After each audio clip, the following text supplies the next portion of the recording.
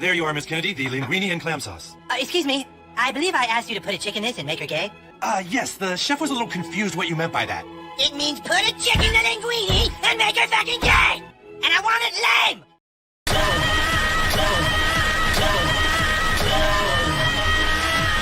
It's been boring!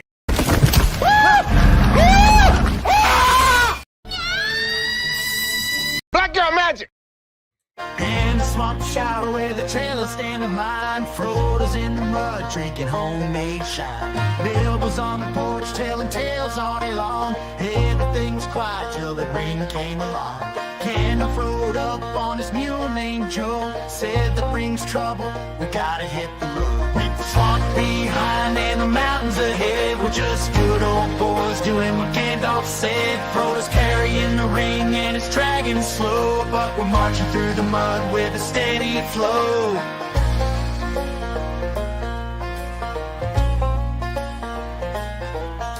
Aragorn's a tracker hunting coons at night. Gimli swinging axes, but his aim ain't right. Legolas is prepping, shooting bugs off logs. Harwin's painting toenails, yelling at the dogs. Saruman's a neighbor's always causing grief, scheming in his tower like a backwoods thief. With the swamp behind and the mountains ahead, we're just good old boys doing what Gandalf said. Frodo's carrying the ring and it's dragging slow, but we're marching through the mud with a steady flow.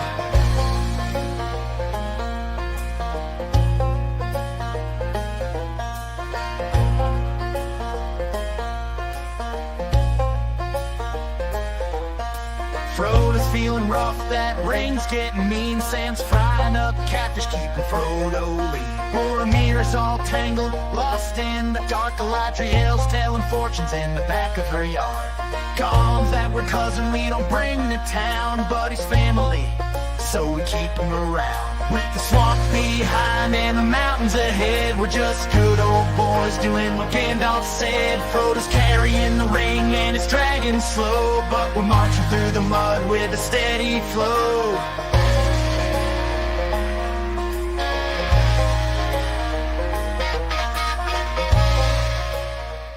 Vagina.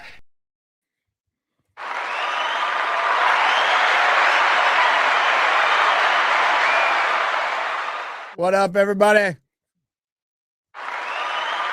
Oh, thank you. It's like I pressed the button and that happened. You know, I was just sitting around, kind of nothing to do. I got my work done early for the evening, and I'm like, what the hell? Let's stream. I didn't see anybody else streaming. I mean, I could be wrong. But I know Chrissy's out there probably talking about buttholes. And like, by all means, there's a place for that. And you can go watch it. And you can go watch it. It's all good. We love Chrissy. We love Chrissy. So yeah. Got some work done. Was watching the nonsense. I was not watching football because the NFL is gay now. So I was watching some of the nonsense on Twitter, which was fun, and catching up on a little Top Gear. Went down a Top Gear rabbit hole. We might check out a video. I wonder if I can get it. It's really good from Andy Willman. And I think it is a lesson on how you deal with corporate DEI. We'll get to that in a moment. Let's see if it's here. Let's see if it's here. It is. I know it's here because I put it there.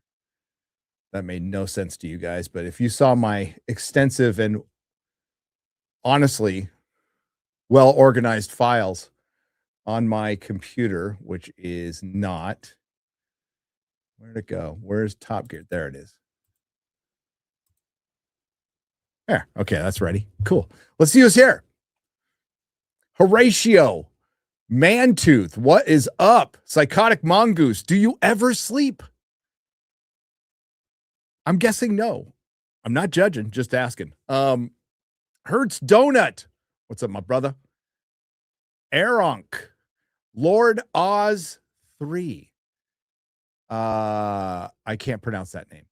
Robert Kerr, Ghost Rider, Mr. Blue Sky, Mr. Blue Sky. Nick Berg Show. What's up, Nick? Ronan. How you doing, Ronan?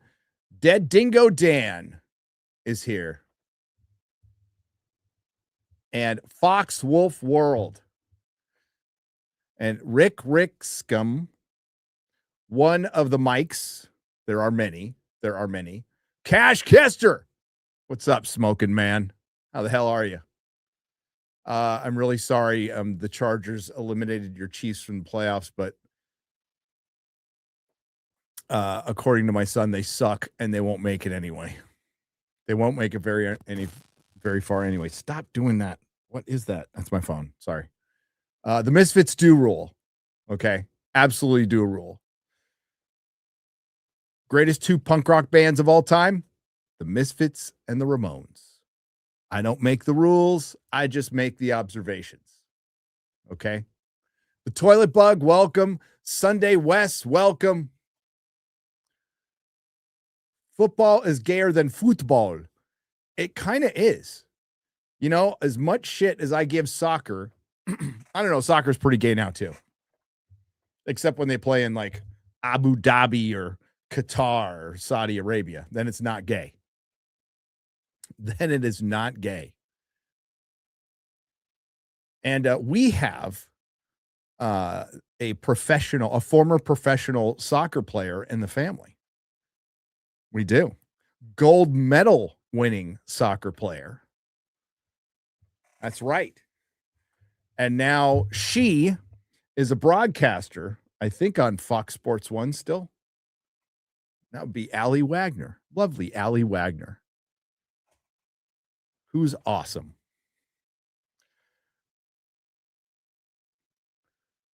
Who was awesome? Yeah, it's my wife's cousin.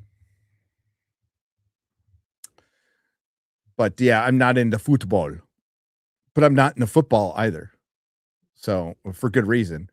I was a lifelong Charger fan, season ticket holder for years and years, inherited them from my pops, and then they moved, which shouldn't matter to me because I moved too. But it's just the principle. I hate Dean Spanos. I think if he left, no, I will not come back. It's not even my fucking team. I will not come back to the NFL until the Commanders are called the Redskins.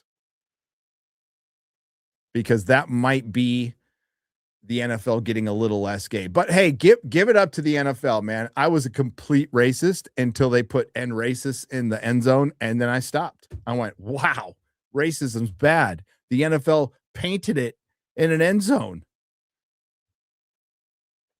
I didn't even know. Hey, I watched the Redskins win a Super Bowl in Pasadena many, many moons ago against David Woodley's Dolphins. That's right. I'm fucking old. I am old. Oh,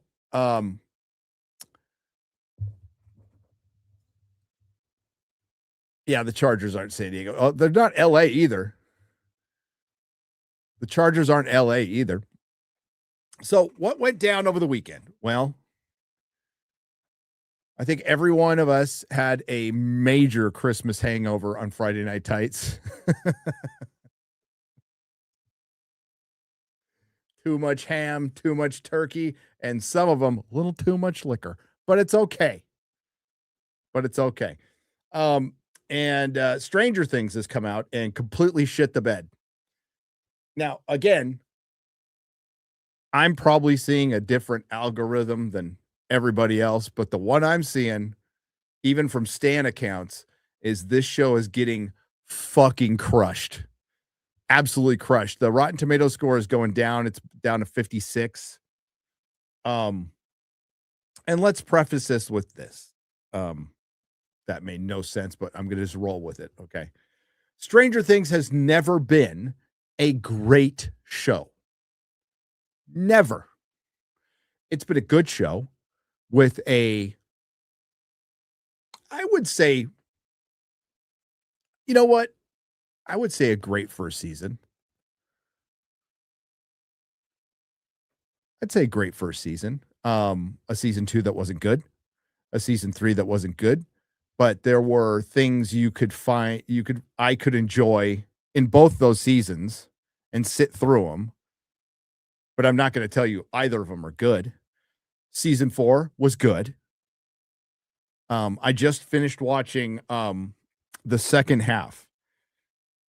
And the reason I'm doing that is because I'm doing I had a choice this weekend.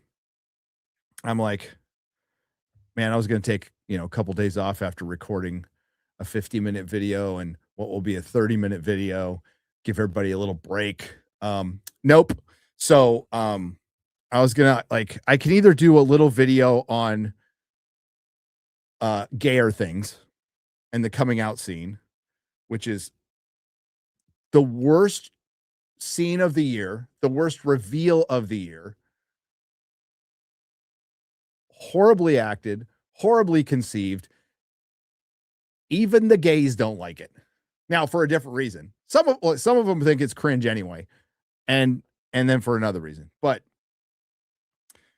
so that choice was I could just do a video on that, but no.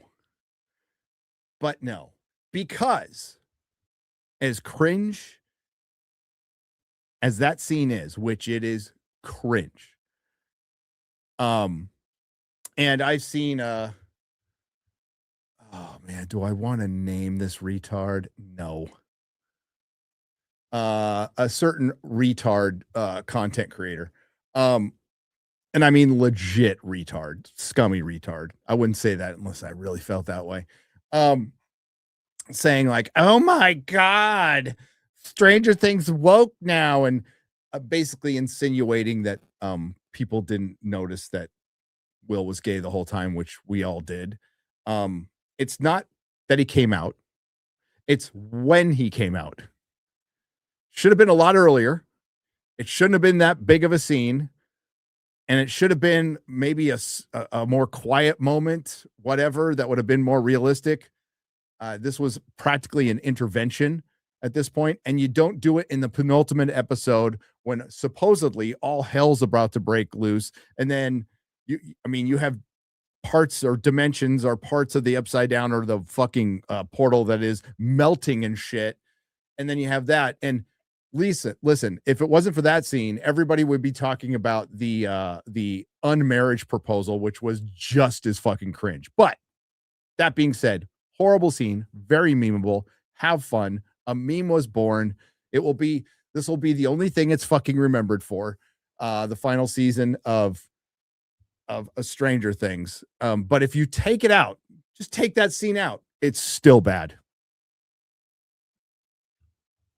Worst season of the series. Worst season of a series that doesn't have a lot of spectacular seasons. So the comparisons to Game of Thrones I get it. There's a lot of similarities, but they kind of need to stop because Game of Thrones was an excellent show for 4 seasons, right up until, the last episode. And it still was good in season 5. It was good. Season 5 has one of my favorite episodes, Hard Home. Season 6, getting a little ridiculous, but still very watchable. You got characters you like. Season 7 and 8 suck. So, but you can't say Stranger Things was as good of a show as Game of Thrones. Now, is it a cultural phenomenon? Yes. Is it largely sparked through nostalgia and hype? Yes. Is Stranger Things original? No, it is a great 80s greatest hits album by a cover band that did a really good job in the beginning. But it's not how you start, it's how you finish. Am I right, ladies? It's not how you start, it's how you finish. So yeah, I'm going all in. I'm going to do a full season review.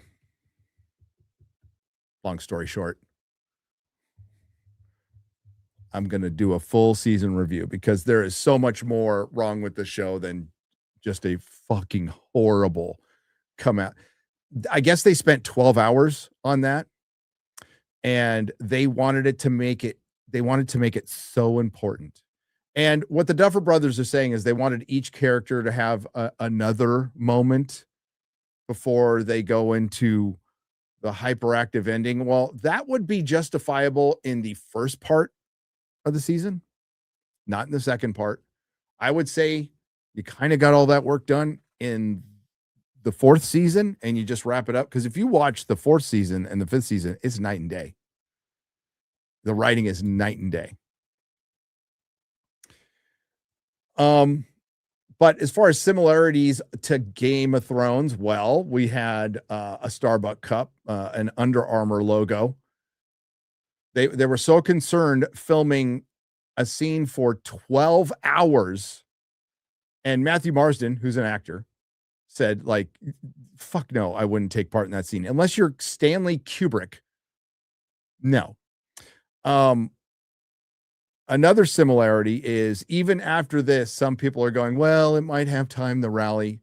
Let's go back in time. Do you remember the Winds of Winter? Do you remember the fight when the Night King couldn't even get off his front porch and got murdered by Arya at Winterfell? And some people were going, well, it's still got some time. I'm like, it's dead. This show is dead. It's done. It's toast. And we were all wondering, how are you wrapping this up in 7 episodes anyway? Especially when they spent the first 3 kind of mucking about. That's a similarity too. And then you have Millie Bobby Brown being asked, like, she's satisfied where 11 ends up. And she doesn't say anything. And there's a lot of ways to take it. But, well, man, if you take it as a best season ever, I wouldn't blame you.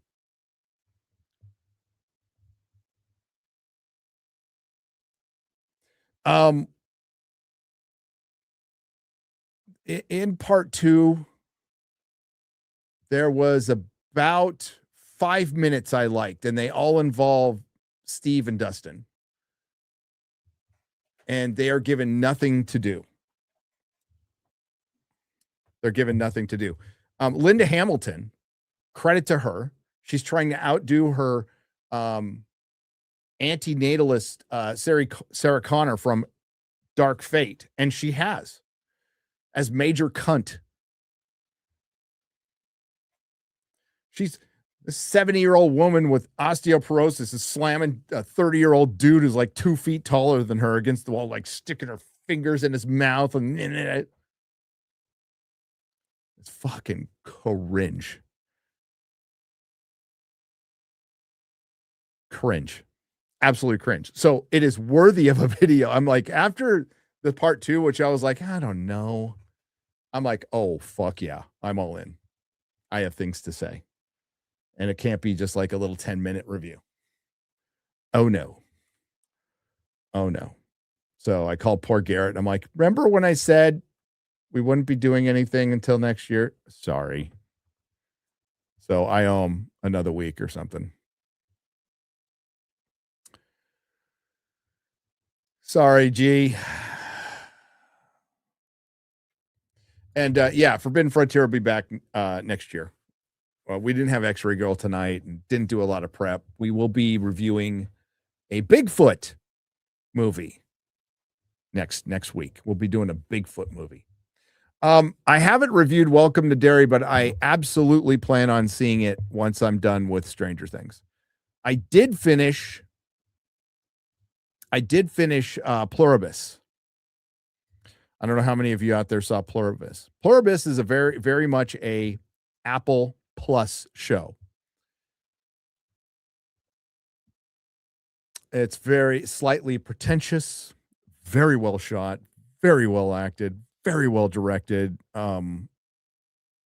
engaging, absolutely engaging. Ray Seahorn is a great actress. Vince Gilligan, prolific writer. I was really engaged and interested in the beginning of the show. By the time Melissa and I watched, I think we were only up to episode 5. So we watched the rest. We watched 5, 6, 7, 8, and 9 last night. And we kept on saying, we're going to dip, fuck this show. And we kept watching it. So it's complicated because it is interesting. It is well made. I can understand why a lot of people like it. I would even go as far as to say, I think I like it better than Severance. That being said, I just call him Manny because I can't pronounce his name. The guy from Paraguay saves the damn show at the end. He's great. And if the show was about him, I think it would be a lot better. But speaking with Mahler about this, I totally agree. There's about 2 shows worth of stuff in 9 episodes, but it's still entertaining and it's still engaging. It's very much mystery box. The only problem is Carol, like the main character who is, I know you're supposed to not like her, but there's a lot of character. You can write a lot of characters that you're supposed to not like, but you still like, you know what I mean? You're like, they're a curmudgeon. But towards the end, you know, she's a bad person who makes bad decisions, and she makes some bad decisions toward the end. But I do think it's fucking hilarious. And somebody put up a tweet about this is, Carol's been dicking around for 60 days trying to like figure all this shit out and, you know, then giving up. Bro from Paraguay shows up, figures out something immediately. A man. Let me read the tweet verbatim. It's pretty funny. Notice how the final episode, a man shows up and immediately figures out how to save humanity after 60 days of Carol being an incompetent, useless woman. And that's what I've learned from Pluribus. If humanity has to rely on a middle-aged American lesbian, we're fucked. Here's the thing though. If it came back in like a year, I'd be all, yeah, okay, I'll go see it. Right. Sure. The fact that it's going to be 2 or 3, I couldn't care less. I'll probably never go back to this show. And supposedly it's for special effects. And I'm like, there's one big special effect that they use where the entire town of Albuquerque leaves and Carol's witnessing it. And if you go look at that effect shot, and maybe it's Apple Plus's streaming platform, which sucks, by the way. It's not very good. The HD is not very good. That scene is actually the worst effect shot in the entire show. Most of the cinematography is fantastic. You know, it's like watching a nature show when Manny from Paraguay, it's not his name, but that's what I call him, is driving up. Some of those shots are beautiful. But yeah, I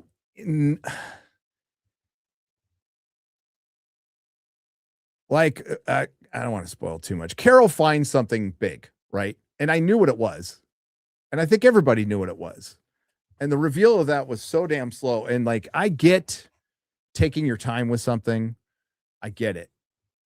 But they like waste like 30 seconds of screen time, her trying to open a door. You know, it's like, come on. Come on.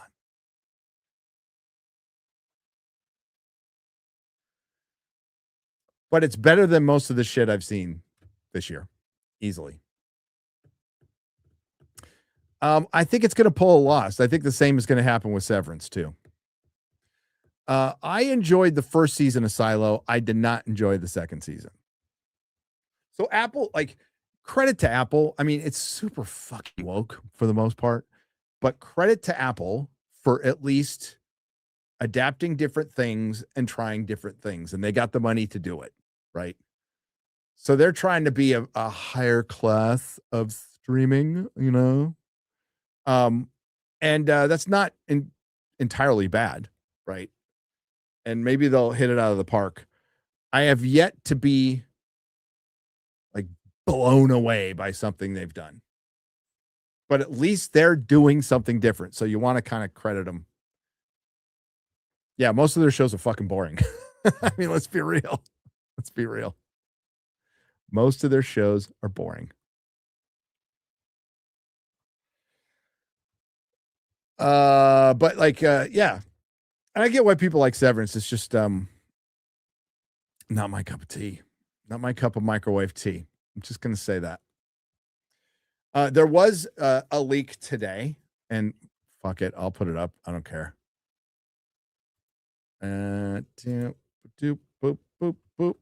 Now, I at first thought it was AI. Like, I'm gonna think everything is AI. Okay, I'm just gonna assume everything's AI, and I think you're safe.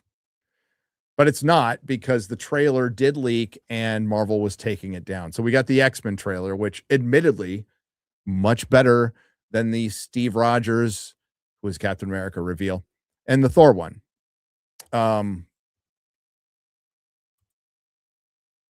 And the talk is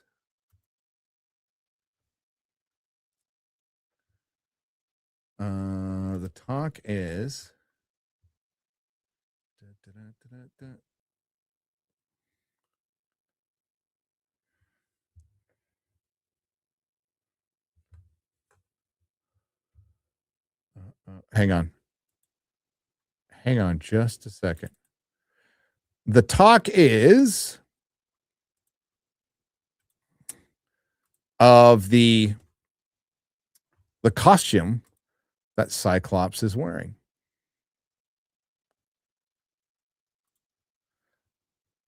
Which they should talk about, because, sorry, I'm trying to do two things at once. There we go.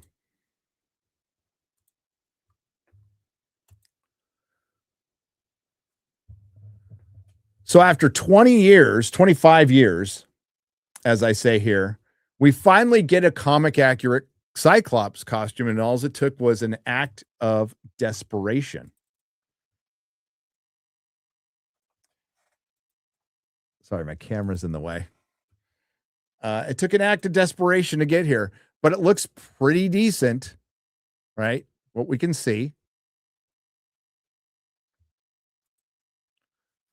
He's very upset over something. So somebody probably died, is my guess. And then he rips off his goggles and blasts away. Now, somebody was mentioning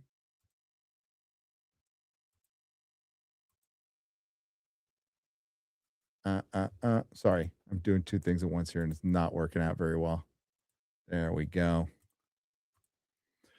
Somebody was mentioning, hey, why in the hell don't we just, release these things? What's this? I think these leaks are very purposeful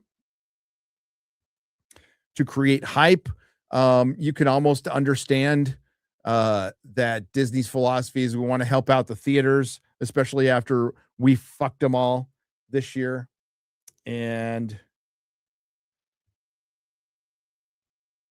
But you're putting it in front of Avatar, which everybody's seeing anyway, right? So, and this is going to lead into the Doom one, and I think then they'll eventually release them online. And I guess, and I'm not saying it makes sense, but this is just my guess. They're leaking them to create hype, because they know these trailers are kind of like a slow burn. And it has. I mean, it's actually worked. So it's creating hype. People are gathering images, and they're going to pull the videos down, but they're not really going to trip on the images very much. It's all promotion for them. Gets me talking about it. Gets you talking about it. So, I don't think it's entirely a bad idea. I don't think it's a bad idea. This costume looks good. The costume looks good, but we knew this was going to be the costume. That was they actually revealed that costume, I think 6 months ago, guys.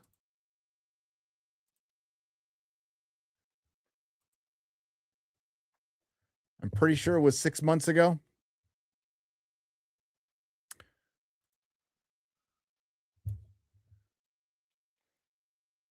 But here's everybody's guess on the internet. He dies in what's the over under on Cyclops, guys? I say 5 minutes. I say he dies 5 minutes of screen time. He's done.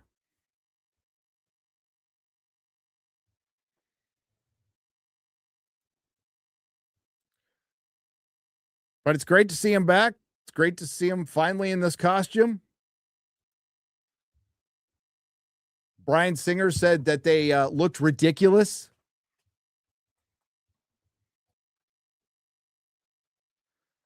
The man who had to flee to Israel because of allegations says they look ridiculous. Said they look too ridiculous. Made a joke about him 25 years ago. And the fact of the matter is they should have been using him all along. Yeah, Brian doesn't know what the hell he's talking about. Brian knows how to get in trouble.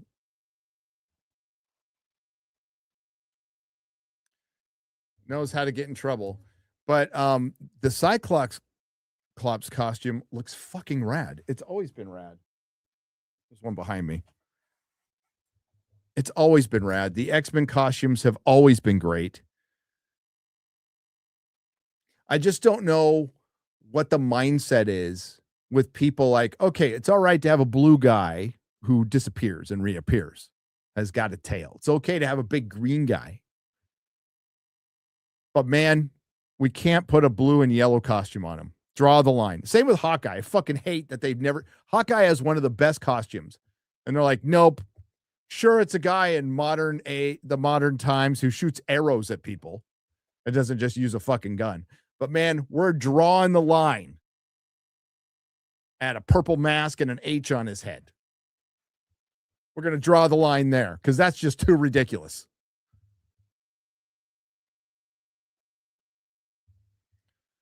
It's always been stupid. And it always shows this is why they failed with so many superhero movies so often, because they didn't believe in them. They're like, they're silly. And if that's your attitude, then you're going to think they're silly, and that's going to come through. Now, Bryan Singer pulled off the X-Men. It's a good movie. Everybody likes it. Go back and watch it. It's fine. It's fine. But we were just happy to have an X-Men movie that just didn't completely suck.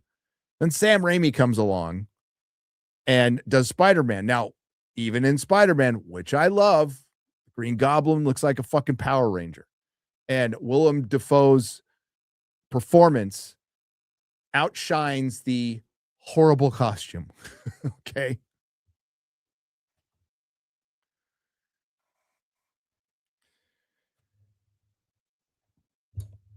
So yeah, comic fans have wanted this for a year. So now we're going to get all of our favorite heroes in costumes, everybody. You've been waiting for this for decades, and they're all going to die in comic accurate costumes. So well done, Marvel. Well done. Now, seeing Ian McKellen playing chess with Professor X was cool as fuck. Ian McKellen, Magneto, has long hair. You get a little X-Men theme, but it's just them going through the mansion, which is fucked up. You know, and it's like every time we come back to these heroes, it's in some dystopian thing where they failed. And it's like, can't we just go back to them and they're like business as usual, fighting some villains. Everything's fine. The mansion isn't in some state of decay. That kills somebody. It's such a fucking lazy thing to like, we need to knock them all the way down before we get there so we can build them back up to where they were in the sequel. It's like, no, you continue the hero's story. You give them challenges as heroes. But no, it's like in the sequel, all the sequels from the 80s and even recently, where, you know, Austin Powers even makes fun of this, where he goes through and, you know, this whole movie with the girl, and then they're broken up by the next one. It's forced drama. That's what it is. It's forced drama.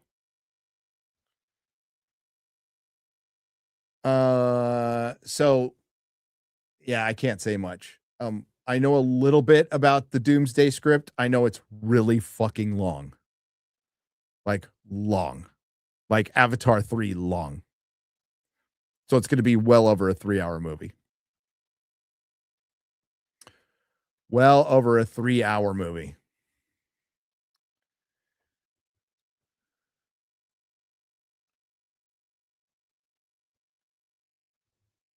And it needs to be. And if it's good, I won't care. I don't mind it. I don't mind a longer film if it's good. I watch the extended editions of Lord of the Rings and The Hobbit and everything else. Dude, The Watchmen 4-hour cut is the best. If it's not good, that's not going to bode well for its second weekend. It's going to have a monster first weekend. Its first weekend is going to shatter records. Let's be real about this one. It's going to shatter records, and it could like have a record opening period for all films, and I wouldn't be surprised at all. At all. What is the record? Let's check. Let's check.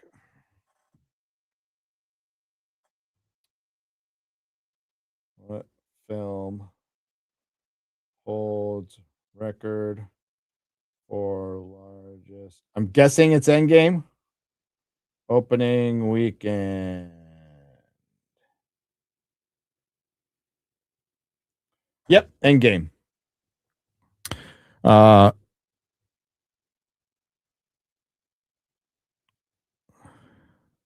357 million dollar opening weekend.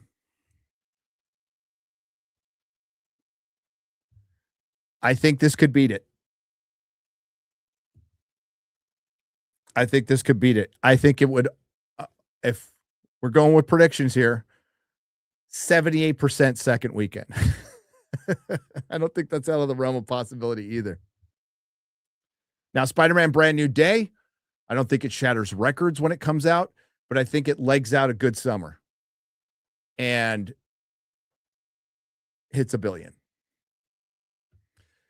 And this is like where we're at, and we're superhero fans.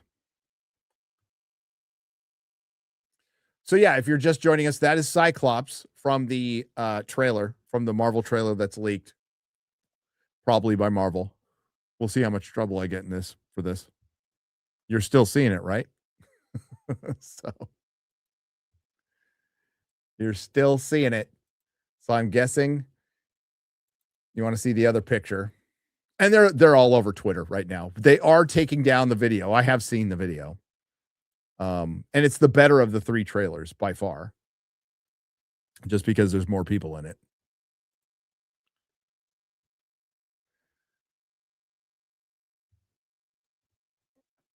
Just because there's more people in it.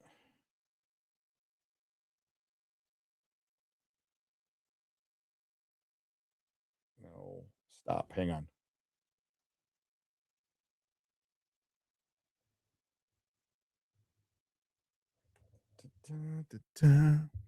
I haven't seen the episode of Landman yet.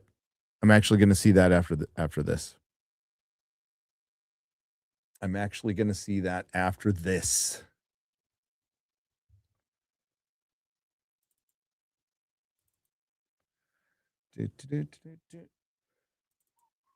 Oops.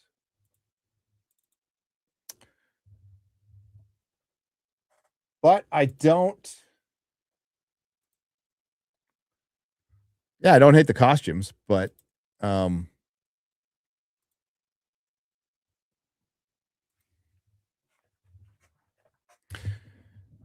have a feeling it's going to be a lot like Doctor Strange Mom. I just do. But this is creating hype.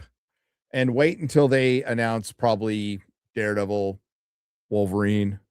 No Spider-Man going to be in this. No Spider-Man are going to be in Doomsday, but they most certainly will be, and this is just my speculation, they most certainly will be in Secret Wars.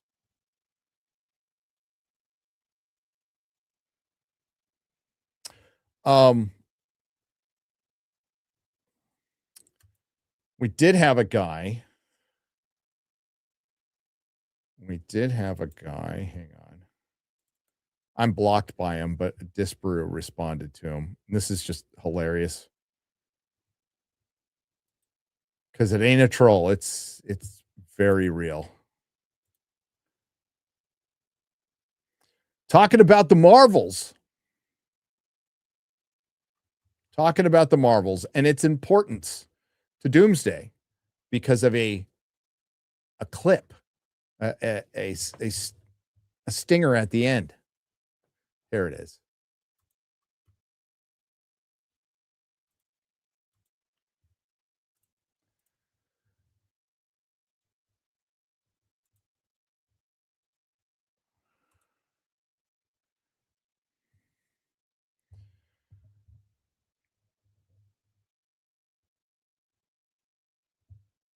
Oh, hang on just a second.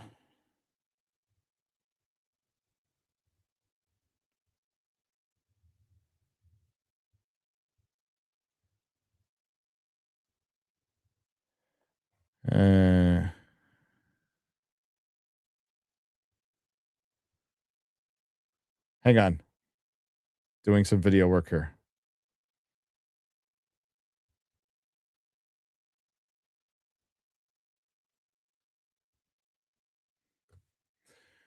Okay, sorry. Had to answer a question to Perry. Here we are.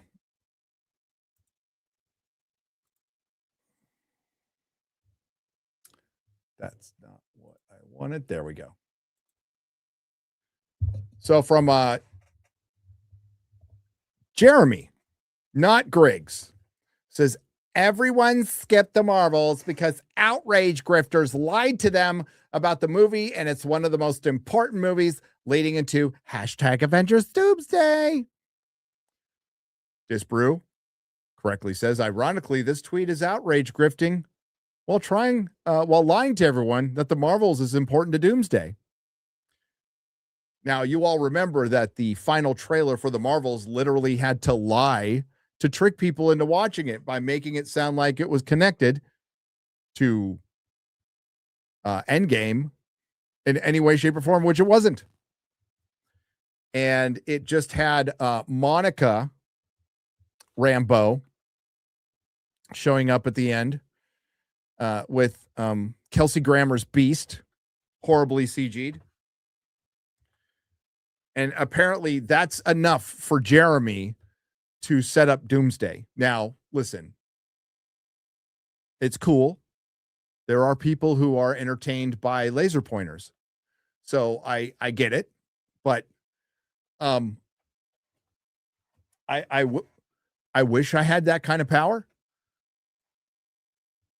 But by all means, if you feel like you were lied to, by all means, go watch the Marvels and report back to me on the cinematic greatness of Nia DaCosta's piece of work that was so horrible. Marvel tried to edit it multiple times to fix it.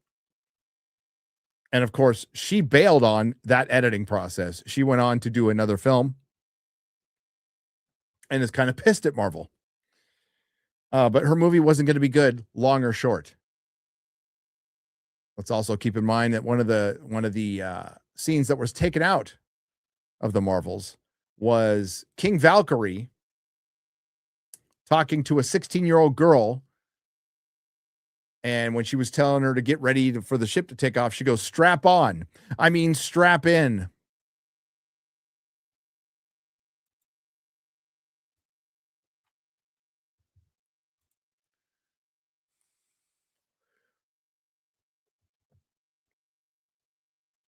But again, if you like the Marvels, cool. You know, I like some horrific stuff too. But it's also Marvel's biggest flop.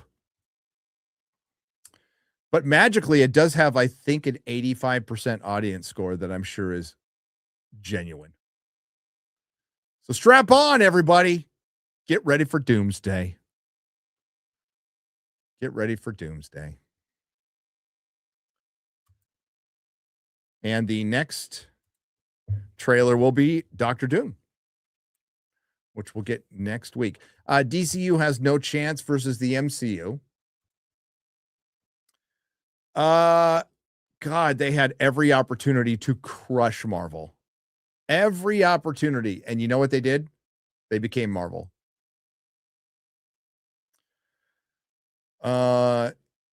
Yeah.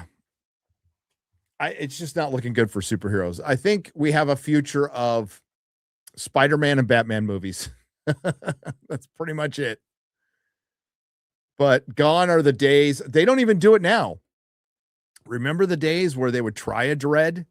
They would do a Sin City? They would spend a bunch of money on Watchmen, but they would do stuff outside. We got Hellboy movies. We got 2 really good Hellboy movies. Not that last one with David Harbour. We don't talk about that one. But the Guillermo del Toro Hellboy movies are fucking awesome. We got Ghost World. We got History of Violence. You know, they try. Yeah, Scott Pilgrim came out. Honestly, a movie I like much more than that horribly drawn comic book, but I know a lot of people like it. And goddamn, did I sell a lot in my store. V for Vendetta, which they're now going to make a series of. 300. Blade. That was Marvel, but lesser known, you know. Sin City's a masterpiece, man. That needs to be in 4K. How is that not in 4K? How is Sin City not in 4K? Steel, Howard the Duck.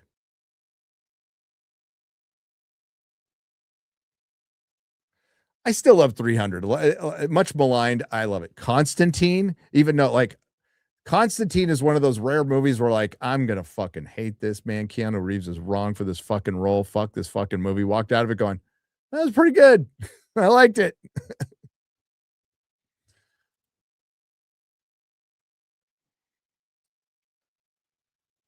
But now we have Taika Waititi doing Dread.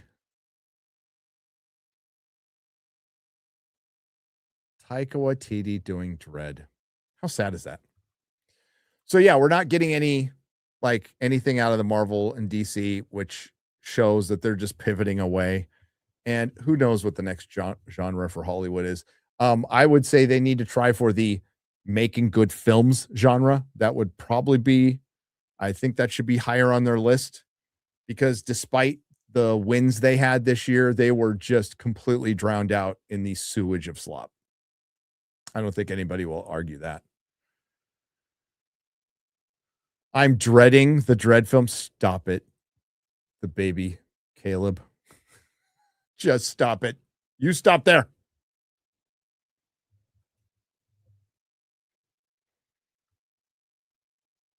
You stop right there. But, and it sucks. And I said this 5 fucking years ago. I said, when it's all said and done and everything we love is ground into dust,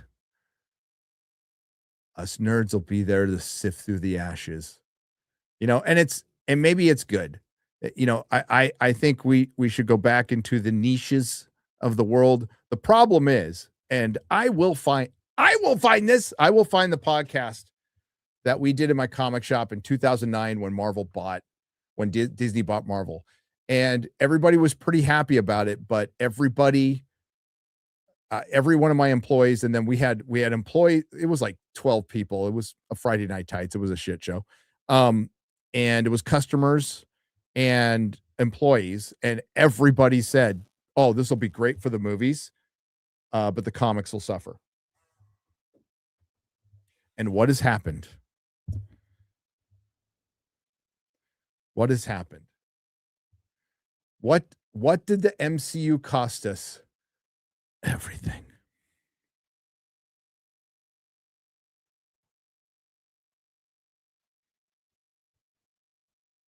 Everything.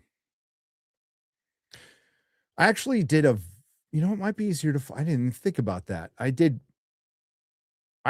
that podcast for my my digital media class. I never even thought about that. I have those videos out there somewhere. That'll be fun.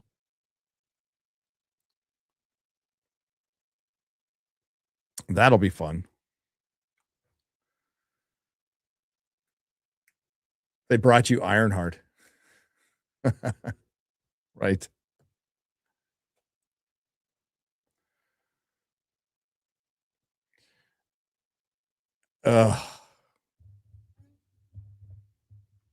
In all fairness, let me see. In all fairness, Ike Perlmutter really cared about the comic. Oh, he never did. No, he never did. Yeah, like I think we should be careful calling him a hero. He wasn't wrong about certain things. He wasn't. I mean, because he was a dude who sold fucking razors and shit, who bought Marvel, and like he was right about, Captain Marvel action figures aren't going to sell. There's this thing put on him that he didn't want to make a Black Panther movie when he was trying to get one produced with Wesley Snipes. So that's bullshit. But he also did some fucking retarded shit, including getting rid of them because Fox had the rights to the X-Men. They started, they wanted to make the Inhumans more prominent.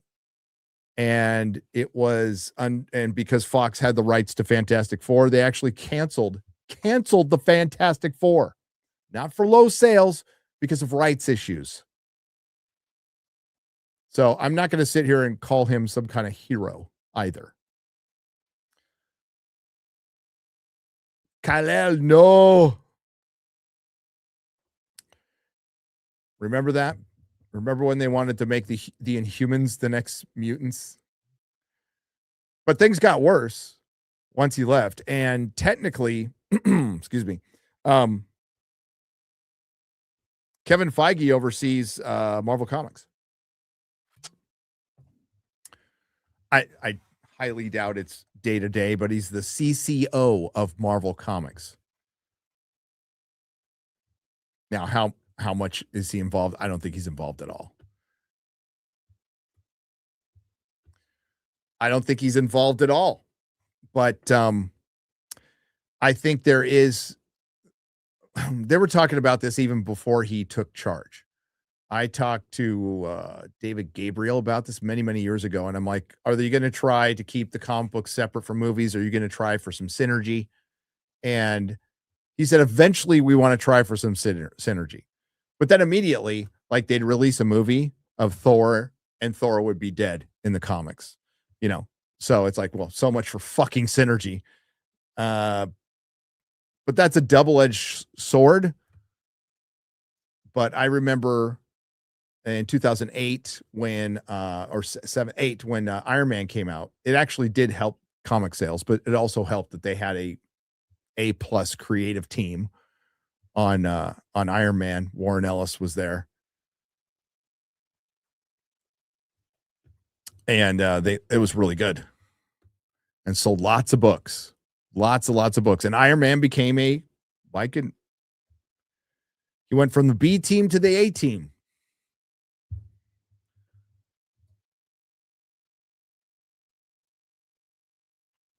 Eternals were the gay mutants. The Inhumans were actually kind of cool. The Inhumans were kind of cool, but they were never cool enough to carry anything, right? And you're not going to replace the X-Men. That's the mentality like Perlmutter had, because it's not like Ike Perlmutter ever fucking read a comic book.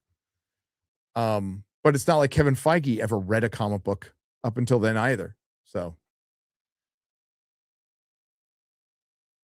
Iron Man did have an animated series. I remember. And not the 94 one. They had one after it too. I don't know who said it, but I want to give him credit. Maybe it was Rob Liefeld, and I don't disagree. The X-Men had their time. The X-Men had their era, but they're never going to recapture their absolute dominance over comic book fandom for a good couple of decades. They were dominant. They started getting dominant in the 80s. They absolutely dominated the 90s, and they were very popular in the early 2000s, but they are not what they used to be.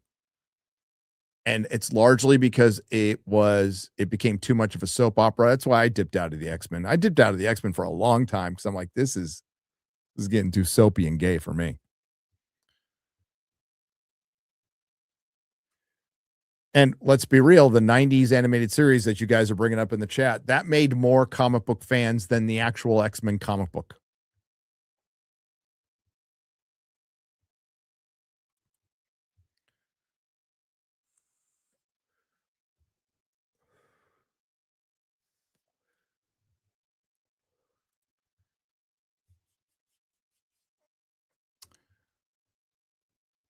Oh, and so with the Cyclops stuff going out there, Bo DeMeo is like,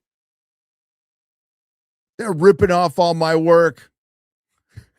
He's saying it's taken from a scene from X-Men 97. And I know Bo, you know your X-Men. I'm not going to say you don't. But it's not like Cyclops hasn't ripped off his mask and screamed before. He's done it a million times. Now, does it look similar to X-Men 97? Sure. But yeah, Bo DeMeo, the writer for X-Men 97 season 1, which was pretty good. Yeah, he's roasting Marvel right now. I'm here for it. I'm like, it's funny.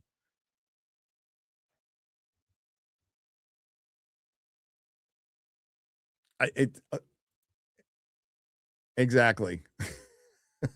Exactly. It's like, bro.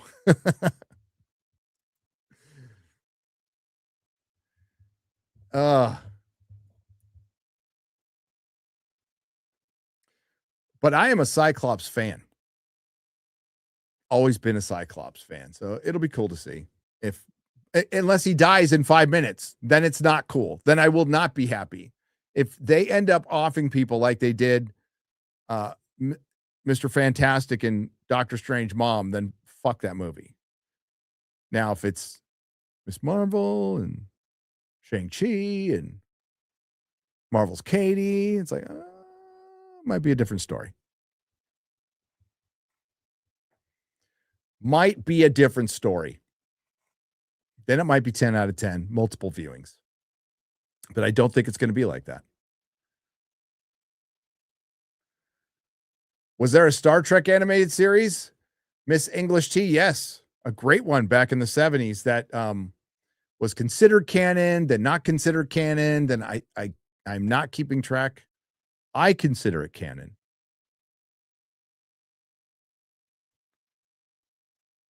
No, we're not talking about stupid Lower Decks. F that show.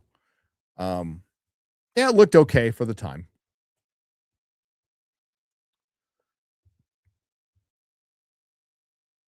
The Cavill Cyclops rumor was more interesting, and a possibility of Cavill Wolverine.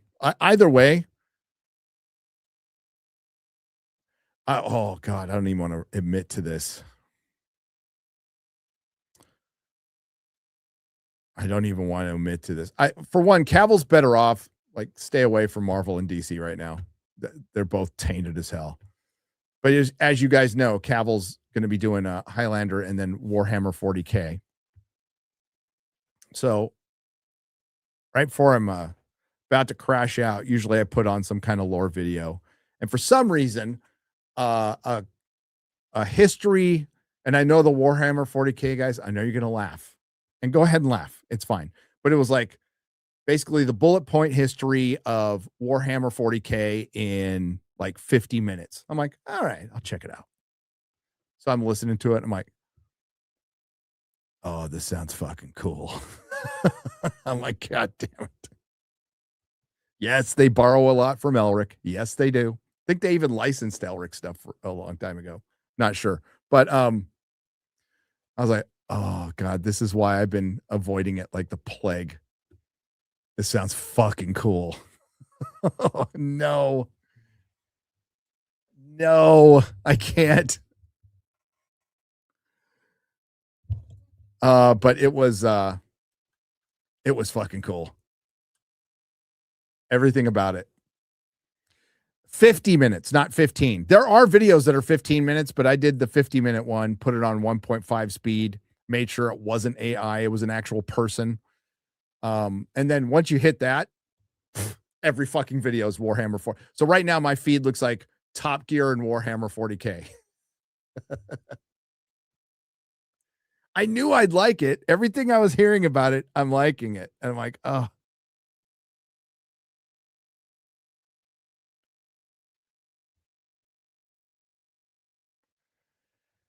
Yeah. And I think that got put in my head when we were in Arizona. Garrett and I were talking, and he's all, where Warhammer 40K and D&D, it all comes from. It comes from wargaming that like Napoleon did, and they would actually, they would set up, war strategies with painted figures and stuff, and it became a hobby, and that Peter Cushing video that was going around Twitter for a while, where he was a big old nerd and he would paint his figures, and that's basically Warhammer, right? And everything about that sounded cool. The only problem is I'll never be able to paint my own figure. I can't see. So it wouldn't look very good. It would look like a Picasso. Every Space Marine would look like a Picasso. But it's cool. I think I'm I think I'm gonna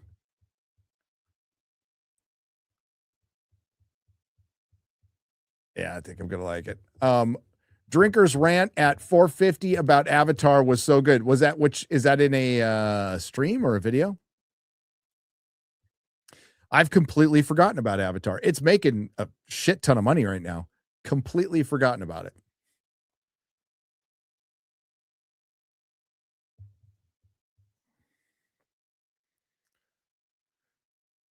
But yeah, I mean, I could certainly just trade all this shit in for Warhammer 40K. But I'm already thinking about game table. Yeah. We'll see. It feels like a good old man hobby, and I'm an old man. Who is watching Avatar? China is watching Avatar. Everybody's watching Avatar and then not talking about it.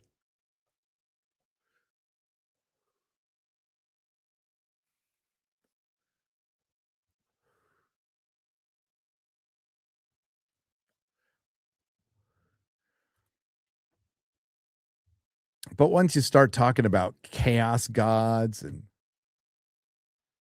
I'm in. Yes, I have. Well, I don't have.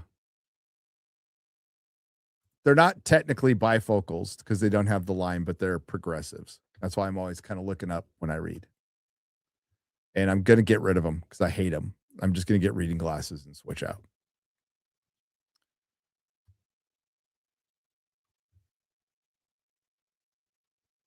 Unless I put my monitors like this high, which I'm not going to do.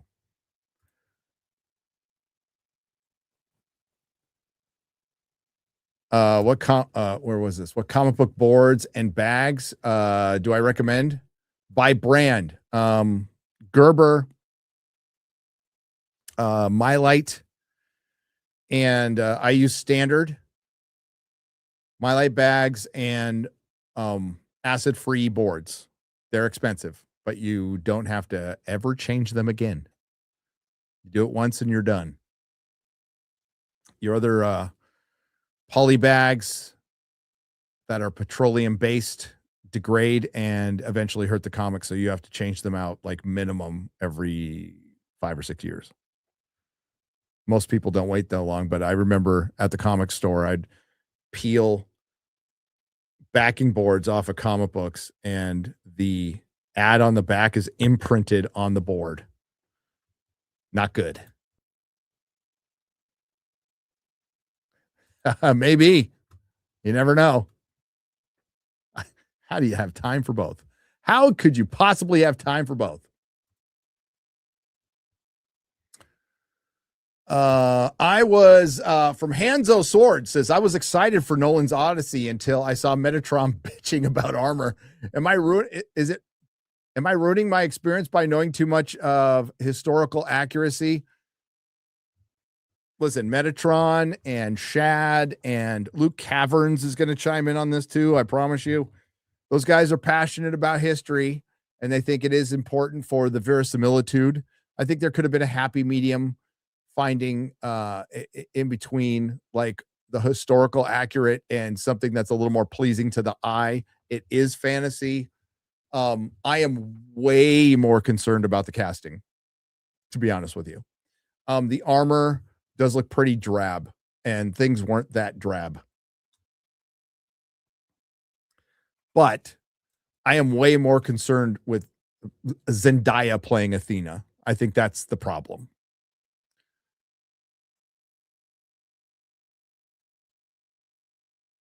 I think that's the problem. But no, I mean, it's gonna be funny because there is the History Bros versus the Nolan Bros. I'm here for it. Anthony Michaels has become a member. Cheers. Thank you, Anthony. Appreciate you. Have you seen Spectral on Netflix? I haven't, Little Jim's Halo. What is it? What is Spectral?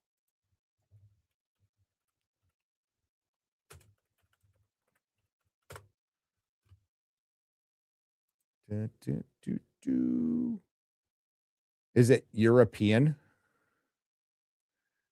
2016, when an otherworldly force wreaks havoc on a war-torn European city, an engineer team teams up with an elite special ops unit to stop it. Is it good? I'll check it out. I don't care if it's foreign. One Piece live action season 2 is coming, and it seems a lot of people are getting into anime. Please read the manga.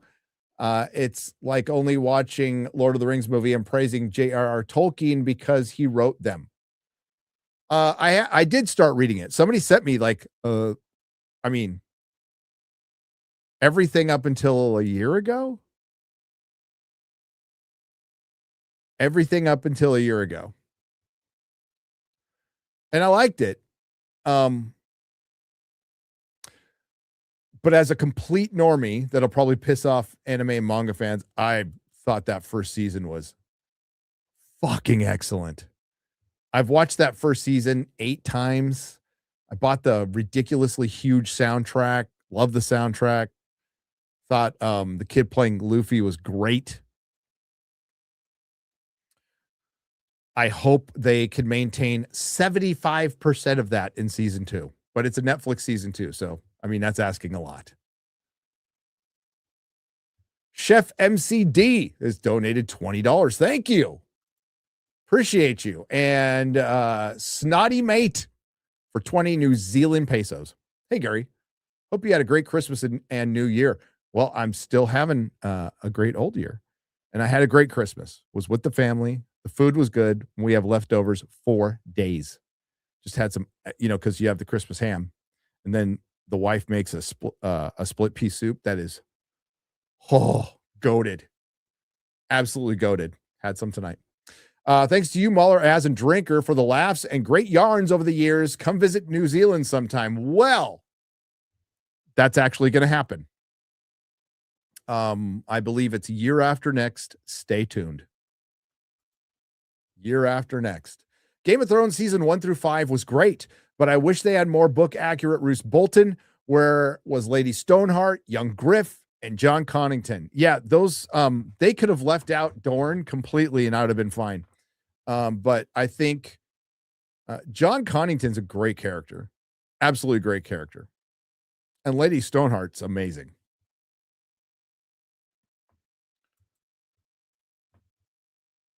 I gave my opinion to Ryan, and he would kind of went, Steve Rogers is taken out introducing Dr. Doom, and his kid puts on the Captain America uniform in present. Thoughts?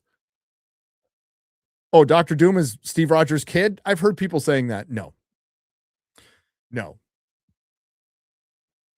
I think, I don't know, but they're introducing children,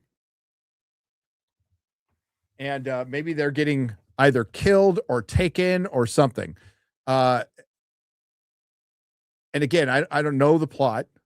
People can correct me if I'm wrong, but the rumors of they were setting up incursions everywhere, and maybe Steve Rogers created the incursion, or an incursion has something to do with it, with everything falling apart. And what I do know about the plot is Doctor Doom does try to work with everybody at first, but some very difficult decisions have to be made to save like the multiverse or everything else. You have to sacrifice a planet or two, and nobody's willing to do it. And he's like, fuck it, I'll do it. And they try to stop him.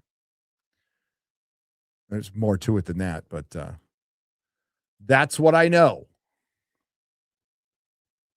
That's what I know. Thank you, Coopster. Stranger Things. Nancy shoots and kills professional soldiers. 11 snaps the neck of a lookout. No second thoughts of PTSD. Aren't they still kids? Not a second thought about that. And let's talk about how 11 could close the gate, flip a van pretty easily,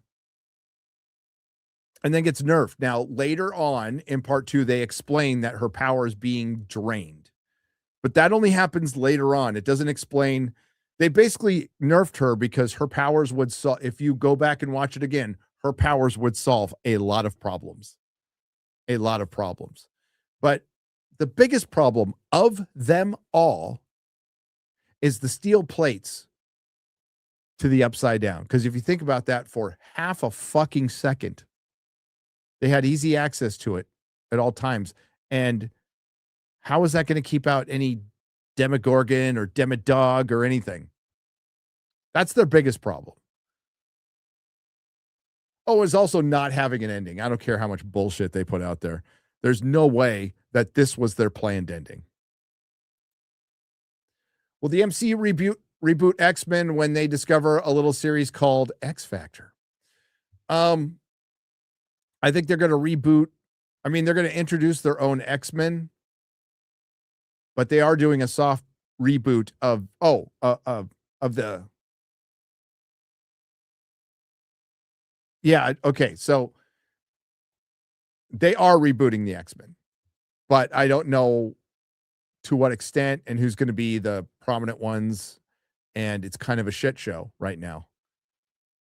Like, how do you introduce mutants who were mutants all along in a universe that's already existed? And what they're going to try to do is do some timey-wimey bullshit saying a mutant gene was activated by the incursion or something like that, instead of just doing what they need to fucking do. Hard reset. Hard reset. Recast everybody. Take a break. Hard reset. But they're not going to do it.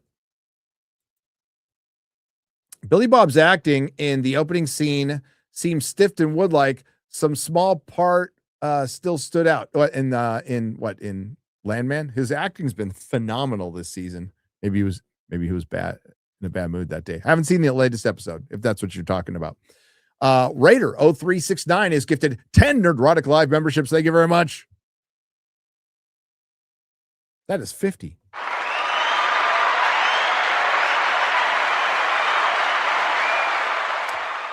Godman, this new season of Landman has so much heart, which tells me I think someone is going to die at the end of the season, or atheist something bad.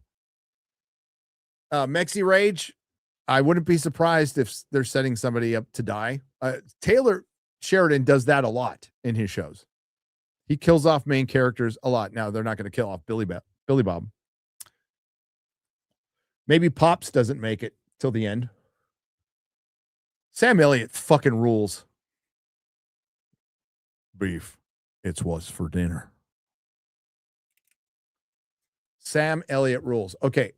But thank you, Mexi Rage, for the 5. Yeah, I haven't seen the latest episode yet. I'm loving the season. And no, the women don't bother me. Not in the least bit. Think about Demi Moore's character.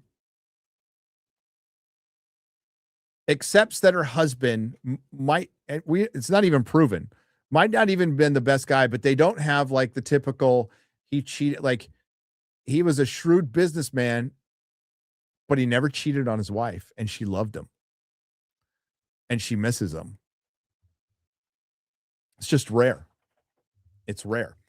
Gary, he's calling you. The Emperor protects. Listen, just what little I know, the Emperor did nothing wrong. He was trying to protect humanity. That's all I got at, and I could be wrong. He was just trying to protect humanity. And then there was the Horus heresy, right? Did I get that one right? So the chat's gonna laugh at me now.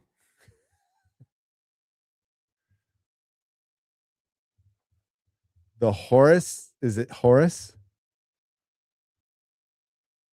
The Emperor did a couple things wrong. Listen, I'm looking at the big picture, okay?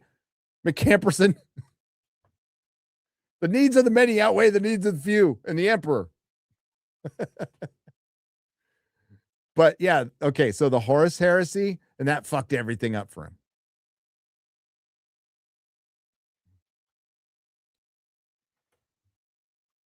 I'll get caught up. Okay, listen. I went down a rabbit hole I shouldn't have gone down.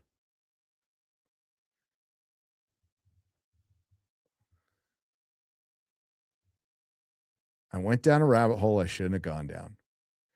The only bigger money sink that I can think of than Warhammer 40K is Magic the Gathering, and Magic is lame and gay now. Yeah. And a cocaine habit. So I'd rather have a Warhammer 40K habit, to be honest with you. Because cocaine habits are pretty big money sink. Let me tell you. Let me tell you something. I read that one. Yes. No, the thing is, you guys know what I mean, you've been around for the channel. Not everybody's going to know, but you know what I like. And Warhammer was easily going to be something I liked. And that's why I was like, I can't do it. I don't know how to paint little figures. Even if I had good vision, I've never been a good, I can draw, but I've never been a good painter. But the figures would be so fun, right?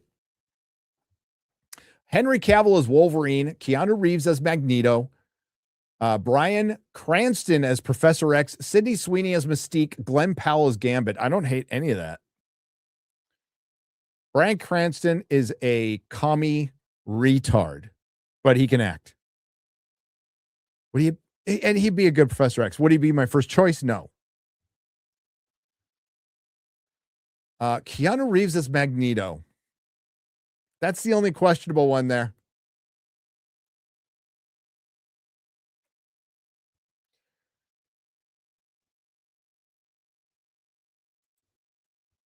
That's the only questionable one.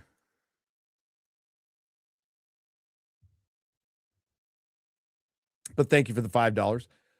All this build up so a guy can say he likes dick when the world is ending. Okay.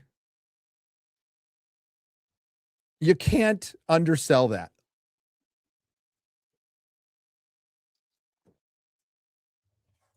You cannot undersell.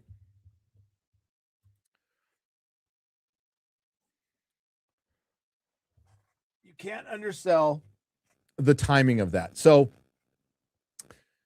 Will was always gay. It's not a surprise to anyone. And what should have happened is, if you wanted to make it a unique, memorable, dramatic, emotional scene, you do it with fewer people. Him and Mike, him and his mom, him, Mike and his mom, and that's it. You don't bring in the whole fucking cast to sit there and watch it. It's so staged and cringe and awful. And it's a couple of minutes. Him being okay with being gay and getting his powers is fucking funny.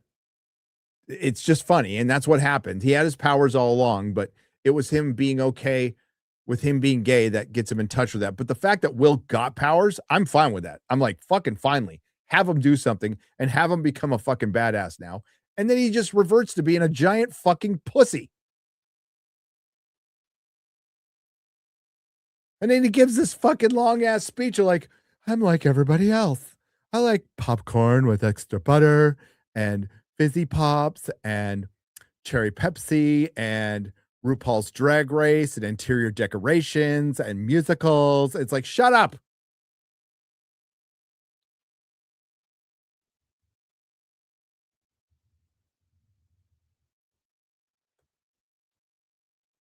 Hang on.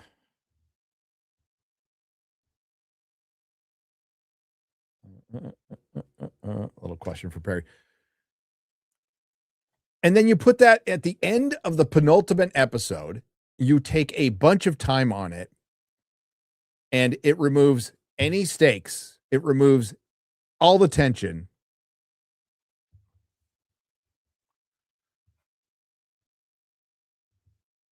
And even if they kill somebody in the last episode, it's like, so what? I don't even care. If like Jonathan died, I'd be all, If Nancy died, I'd be all, It'd be a bit of a bummer if like Lucas, Dustin, or Michael died. But will it be upsetting if Elle dies? Will she make a facial expression outside of blue steel?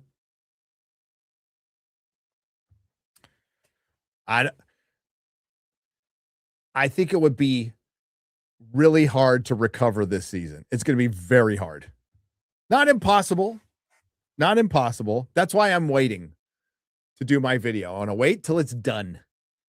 There's no fucking way I'm going to a movie theater to watch this, though. I'll just, especially since it's coming out at the same time it comes out at home, I'm going to watch it at home. Keep my $11 or whatever it is. But no way. No way. But the thing is, as I said earlier, it's the part 1 was bad too, but part 2 was worse. And we go through this cycle and it's fine. It's different this time because like a lot of people like Stranger Things. It's a very popular show. I think a lot of people feel like it's a show people want to root for. It's a show people like, but I don't think any even Stranger Things fan is going to go, well, this is some of the best written television on streaming. It's very high-minded. No, I don't think they're even going to say that. They're going to go, no, I like characters. It's fun. Like, okay, I get that. That's totally cool. No problem. I feel the same way about it for a couple of seasons. Right. So nobody's like going to say this is like a groundbreaking television. Okay. But it's immensely popular, and it will remain immensely popular. I don't disagree with Ryan on that, but I will see how it ends and how it's remembered. Because there are shows out there that go, I love it, but it ended like shit. It's not, and more often than not, shows end like shit. Right. X-Files. One of the greatest shows on TV. Not the best ending. Battlestar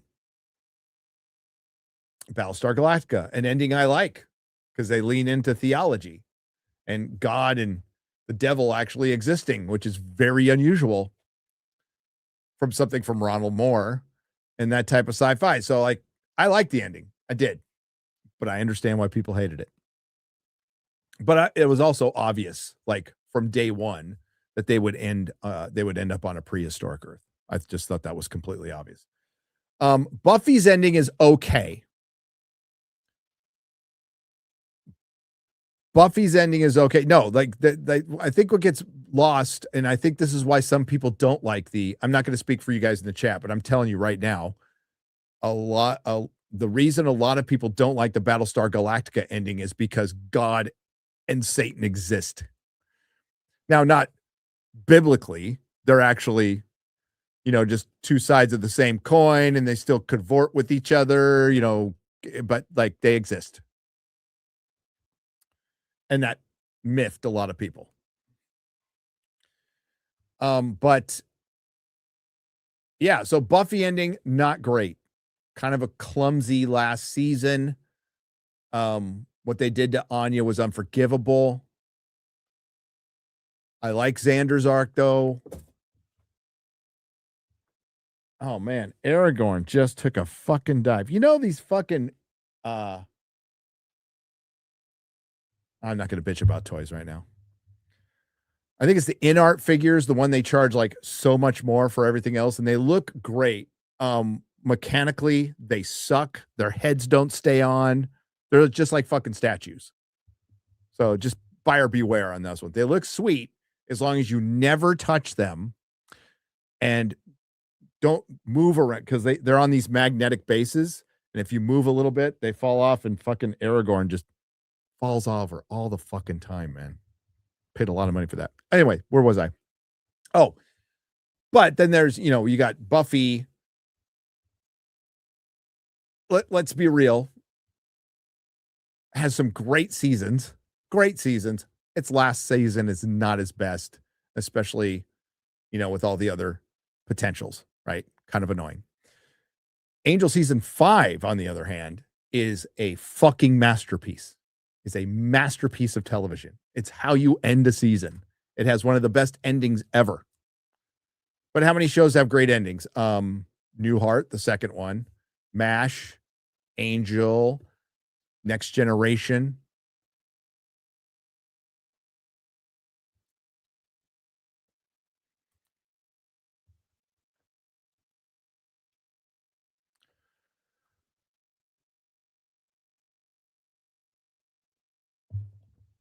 Justified is all right. Babylon 5. Was it Breaking Bad? Yes. Breaking Bad, yes. I like Better Call Saul's ending. I think that's where it should have ended.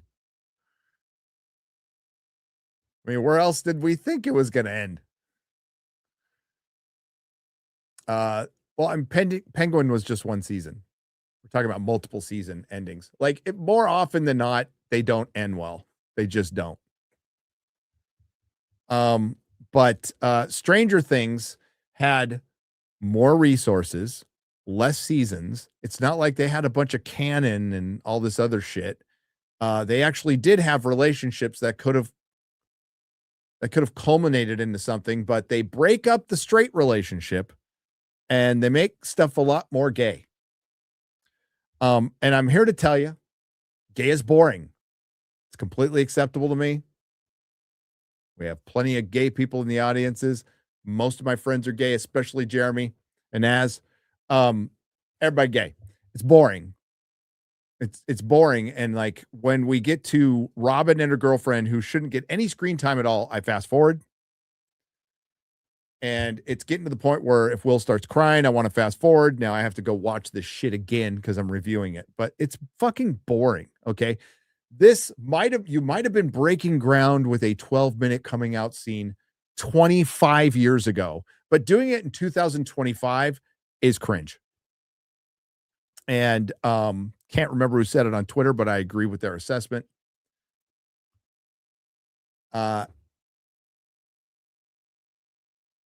Spending that much time on something is just going to alienate your viewers. And again, this isn't 25 years ago.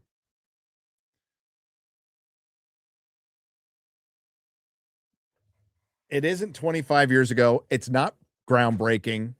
It's boring. It's boring.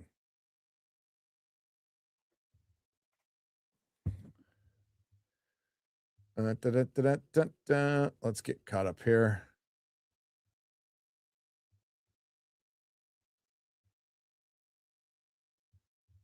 Oh, and back to what we talked about on Friday Night Tights. Well, I retweeted this, but I will reread it again because this sums up Stranger Things. It sums up Hollywood. And it was right there in front of me. It's one of those things where it's right there in fucking front of you, and I didn't catch this one. And I use the term all the time. Sacrificed on the altar of agenda. Sacrificed on the altar of the message. So much of the things we love, so much storytelling is sacrificed on this altar. And Marcus Pittman with Stranger Things season 5, episode 7, describes what is wrong with modern storytelling. And I mean, absolutely 100% perfectly. Season 5, episode 7 of Stranger Things felt like a gay version of a Pure Flix movie. The left has embraced the worst things about faith-based movies. They have altar calls that interrupt the story, which is 100% true. There was and I can compare this to Homestead, the Angel Studio series, which I liked quite a bit. But in the final, they're going to continue it now because they got the funding, which is good. But in the final episode, like, I don't want to spoil anything, but shit's going down because in Homestead, the world's ending. And people are basically fighting for what's left, right?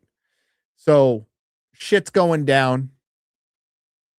And a woman comes out and goes, and is about to fight, all this fighting about to happen, and she stops it when she reminds everybody about Jesus. And it's like, there could have been a better way to weave that in there and like, you know, but it was just like, and now let's talk about Jesus. It's like, oh, you had me right up at the, and it's fine. It recovers, but it's so obvious that like, we need to put this in here instead of weaving it in there naturally, you know?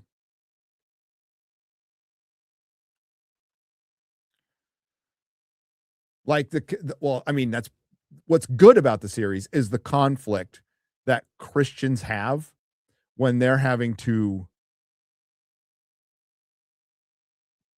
basically test all of their values in a Mad Max world where people aren't going to give a crap if you're trying to be a good person.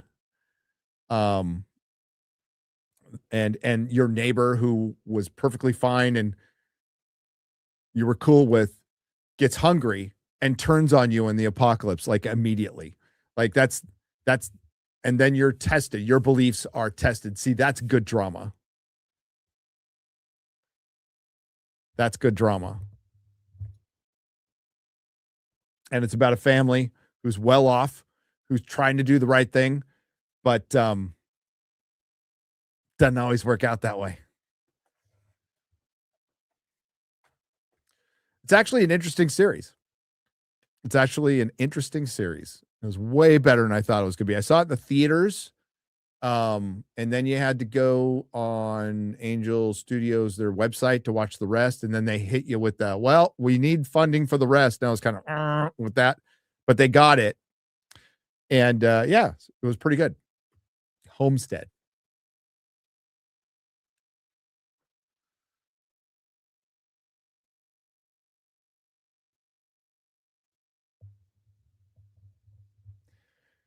But yeah, Marcus Pittman, like, just fucking nailed it. Like, everything that is woke Hollywood is a religion, which everybody has said, and they do have to do their religious callbacks and what he calls altar calls multiple times, dictated by the DEI gods. And while they're trying to get away from that, they can't, because they've allowed too many activists in the door. I certainly know there are some executives and people who want to get as far away from that shit as possible, but they also know they can't. And they're going to try to do these half measures, which is what this year in entertainment was not even half measures, not even quarter measures. It was 10th measures to try to fix anything. Like Snow White was going to be more woke. Absolutely 100% more woke. And they reshot it and cut it down to try to make it less woke.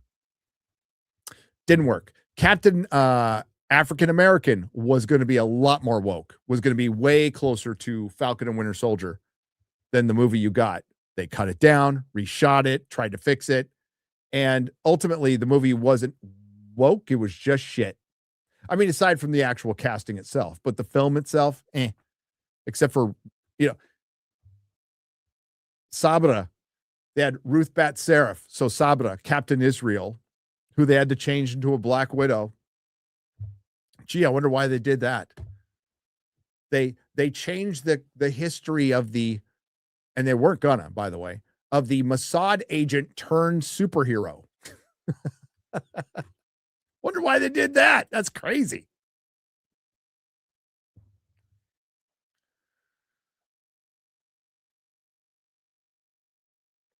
Crazy stuff.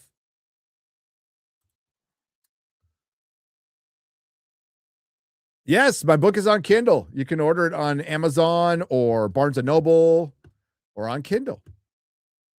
I start the audiobook back up in January. But thanks for getting it. Appreciate you. Appreciate you. What happened to Christmas gaming? Well, Stranger Things. So we're going to probably, Az doesn't know this, but we're going to move the gaming stream from tomorrow. Hang on. I'm going to kill this fucker. You're dead. Fucking mosquito. So it's been so warm here. The mosquitoes are back. In fucking December. Where was I? Oh, so gaming will be pushed a week, but it will happen. Now, Stranger Things review. It's going to take me all week to do it. I have to fucking watch it again and take my notes and all that good stuff. All that good stuff. But it will be coming, Meatwad. Thank you for the suggestion for watching Tulsa King. Finished season 1, started season 2. It is awesome. Having my favorite stars in the same show. It is an awesome show. It is an awesome show. I like season 3. I think season 1 is the best, but I like season 3. Sly's getting old, but goddamn, we got to appreciate him when he's there. Robert Patrick's awesome. Basically playing the same character for Peacemaker, but in a good show that's well written. We must purge the heretic, the mutant, the alien. Gary, what got me into Warhammer was learning about the Emperor and his sons who are Primarchs. Oh, I mean, I didn't learn any like details, but they took me through, was it the gods who were created, then the AI, right? The machines. And then a little planet called Earth comes around, and we don't know where the Emperor came from. He might be eternal, just hundreds of years old. I don't know at this point. And the Horus Heresy, and yeah, it was a good video. It had a couple million views. So I think a lot of people thought it was a good video. Dude, Warhammer's got some AI slop out there.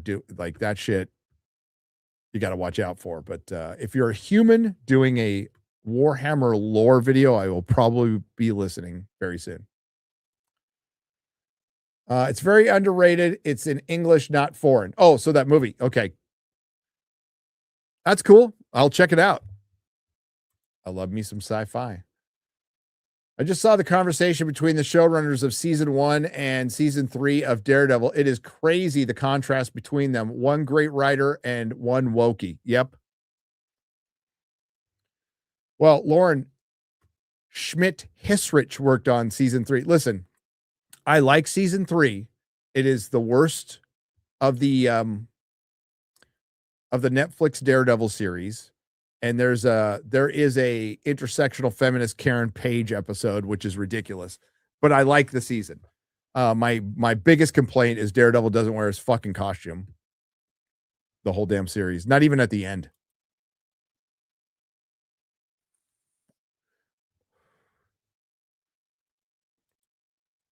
But if it was, well, I have it on Blu-ray, but if it was available on 4K, I'd own it.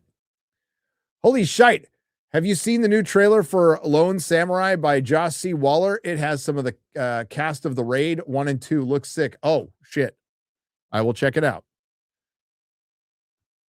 Once I'm done with this Stranger Things nonsense, I can catch up on Dare and the Darien, The Last Samurai.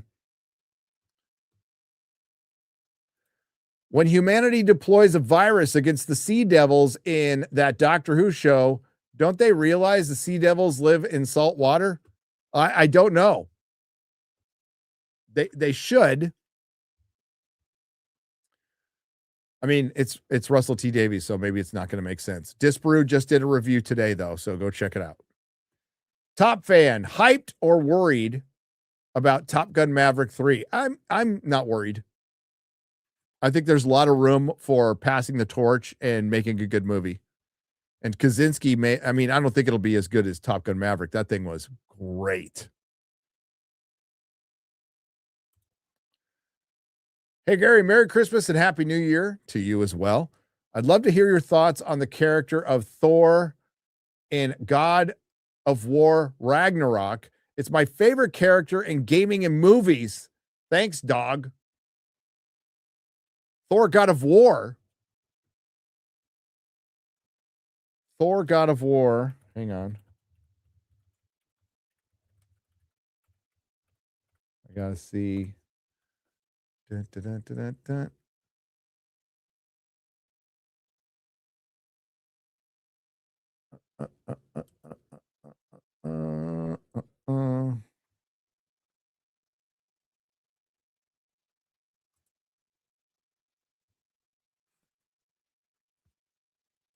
I was like, I could tell you about Marvel's Thor, but not God of War, not the game. I'd have to look. I have no idea, but it looks cool.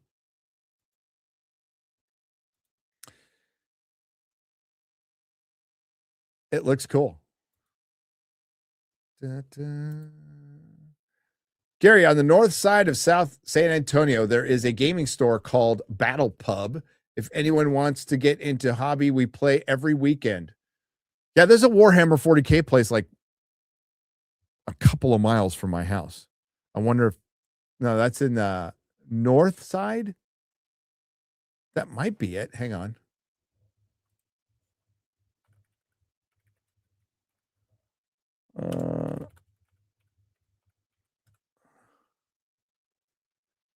Where is it?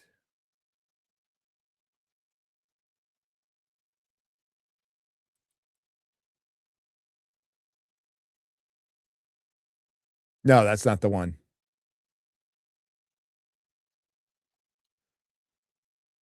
Opposite side. But I'll check it out.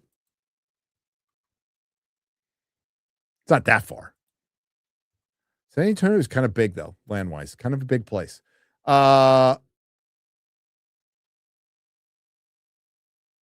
Who will Chrissy Mayer imitate next? Who knows? Nick Lamb, it's been a while. I mean, if she had somebody to imitate, though, I mean, she could always do Grace. He was a competent leader, just a very shit dad, says Mexi Rage. Oh, the Emperor? Yeah. Gary, when you start SG1, watch, be sure to get the original that has the full frontal in the first episode. Okay. Well, I have the complete Blu-ray series. Is that in it? The Emperor did nothing wrong. That is why the Lion is the first and best Primarch. To serve the Emperor is its own reward. To serve the Emperor is its own reward. Did you see the newest Stranger Things tanked the reviews and now it's rotten? Also, female custodies equals Games Workshop fucking it up. Yeah, fuck that. I just got into it and fuck that. Archer Merchant, sorry. Justin Martins for $5. Gary, if you had to give up your channel, it's a wonderful lifestyle, but it meant the major IPs were good and protected from woke. Would I? That's a big question, because if they were protected from woke and they were better, the world would be a completely different place. The world would be a completely different place. But why would I have to give up my channel for that to happen?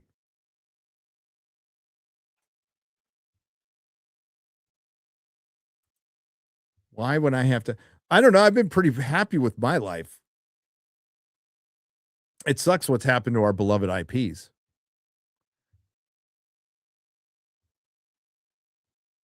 But we're talking butterfly effect there. You never know. Maybe I would have just a Star Wars lore channel. Maybe it'd be a different channel. Well, if we could do that, worth a try. But we can't. So we won't.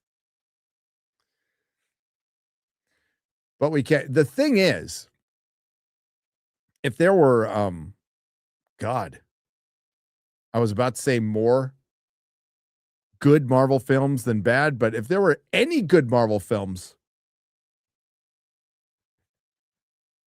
I'd be super fucking happy. And I'd be happy to make videos on them, and they would do just as well.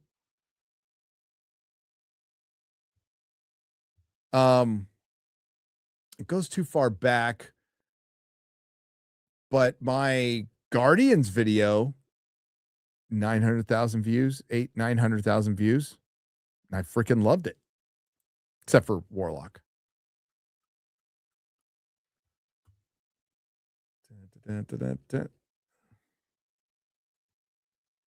It'd be great.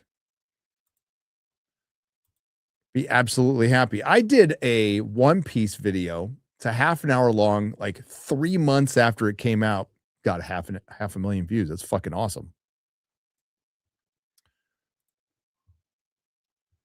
Absolutely awesome. My Dune videos, which are not even my channel's jam, my last one did 500,000 views, and I loved it.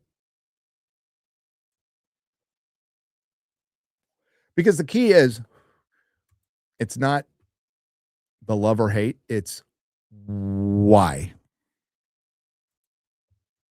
It is why. That's what people are interested in.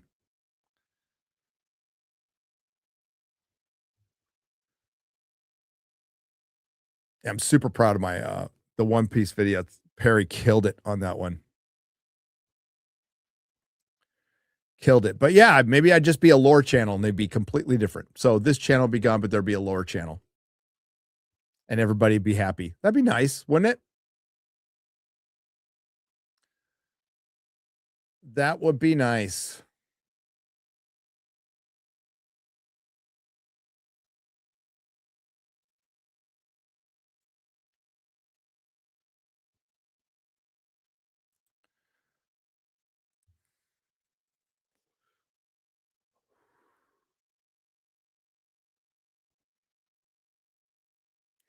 Great place to start on the 40K lore is Core Rulebook. Good primer on every faction. The 40K lore that's about the 7th great place to start, I've heard, to be real. Just chart. Chad. But I will take a note.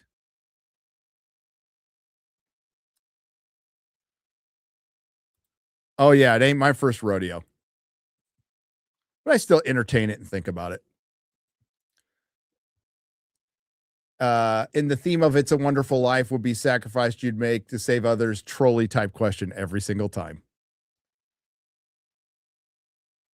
Every single time. Would you give up your wife and your family for a better world?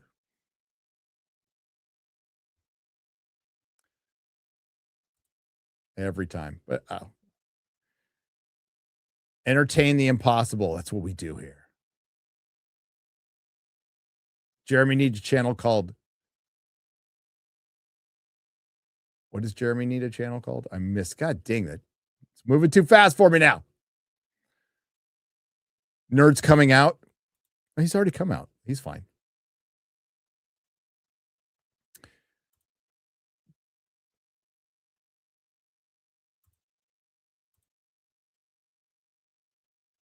There we are. Okay. I noticed more Star Wars fans like myself jumping ship to 40K.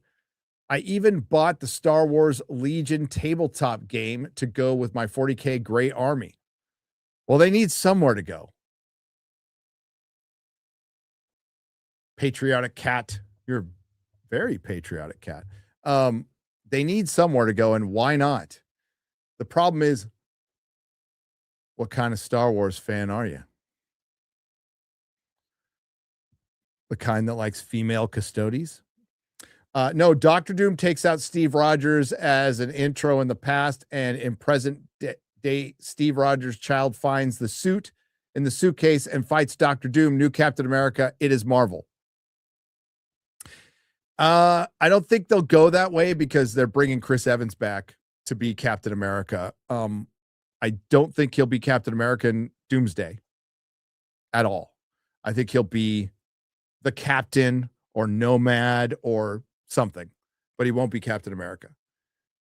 Sam will offer the shield back and he'll go, no, this belongs to you, Sam, because you're the real Captain America. Which ain't going to help the movie. Merry Christmas and Happy New Year. Gary and Chad, Happy New Year to you, Raging Rhino. Hell. Blitz Kid, thank you for the $4.99. European. Oh, that is pounds. British pounds. Proper money. British. John McKinley, 117 for $99.99.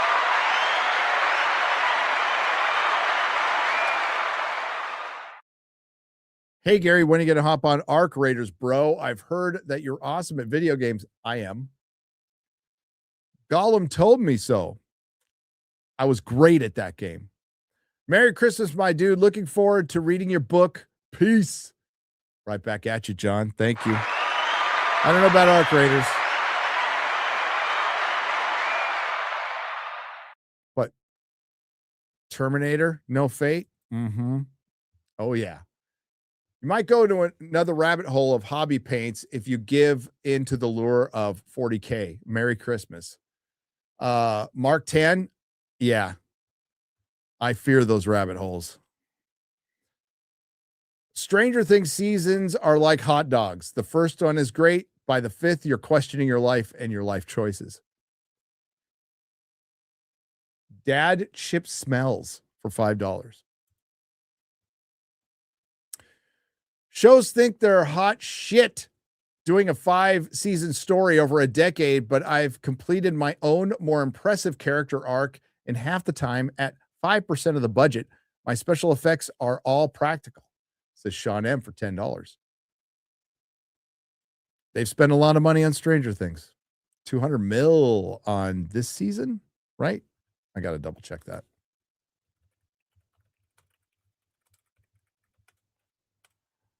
Budget.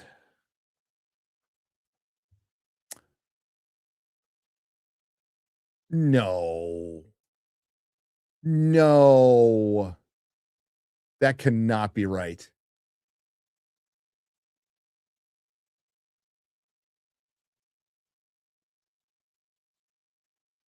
That cannot be right. That's Threads, so fuck that. Cosmopolitan. Let's go to Cosmopolitan. I'm not going to trust the AI summary. The Stranger Things season 5 budget was literally 20 times that of other Netflix shows. Stranger Things season 5 is coming to TV, and this article is from November 24th of 2025 from Cosmopolitan. Stranger Things season 5 is coming to TV. Old computer to a TV and an old computer that really needs upgrading near you. And apparently Netflix went all the way out. When it came to the budget, like phrase spare no expense has never been more accurate. According to a new report from Puck News via Forbes, Stranger Things is one of the streaming's giant's biggest budgeted shows. The new season had a per episode cost, but this cannot be right, of $50 to $60 million.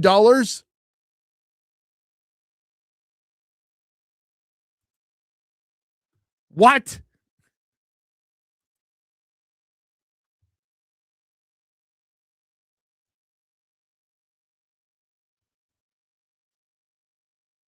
That cannot be right.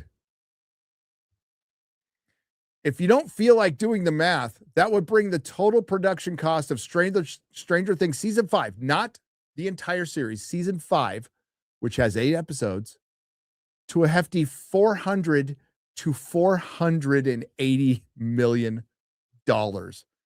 I heard like 200 million, which was a lot. Almost $500 million for one season.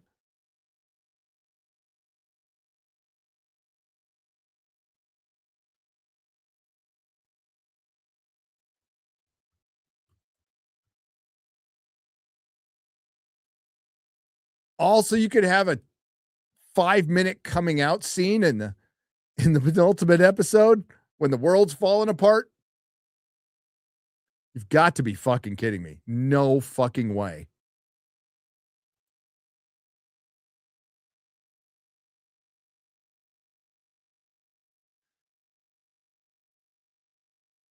And there is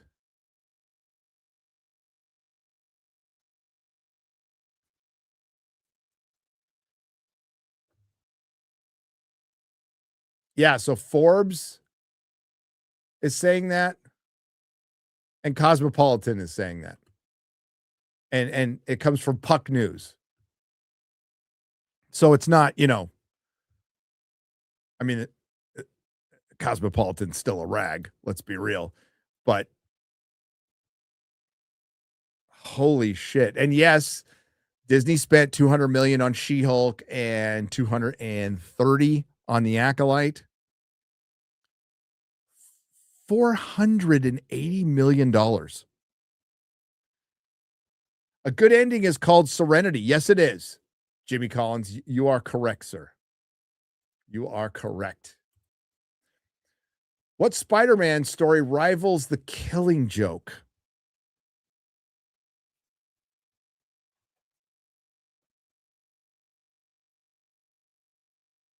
Kraven's Last Hunt.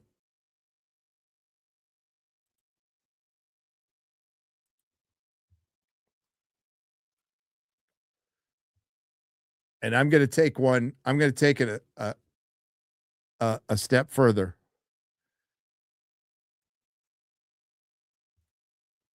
It's better. It's a better story. If I had a gun to my head and I had to choose, Kraven's Last Hunt.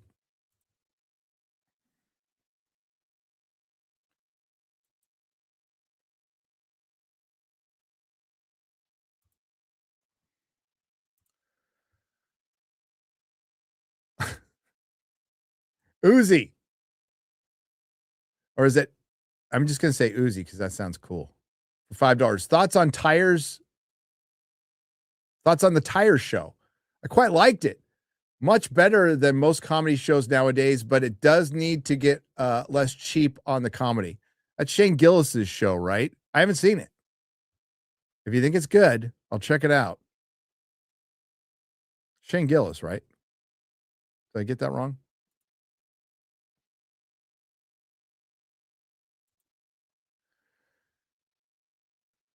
Cinema Siblings, LLC, for $50.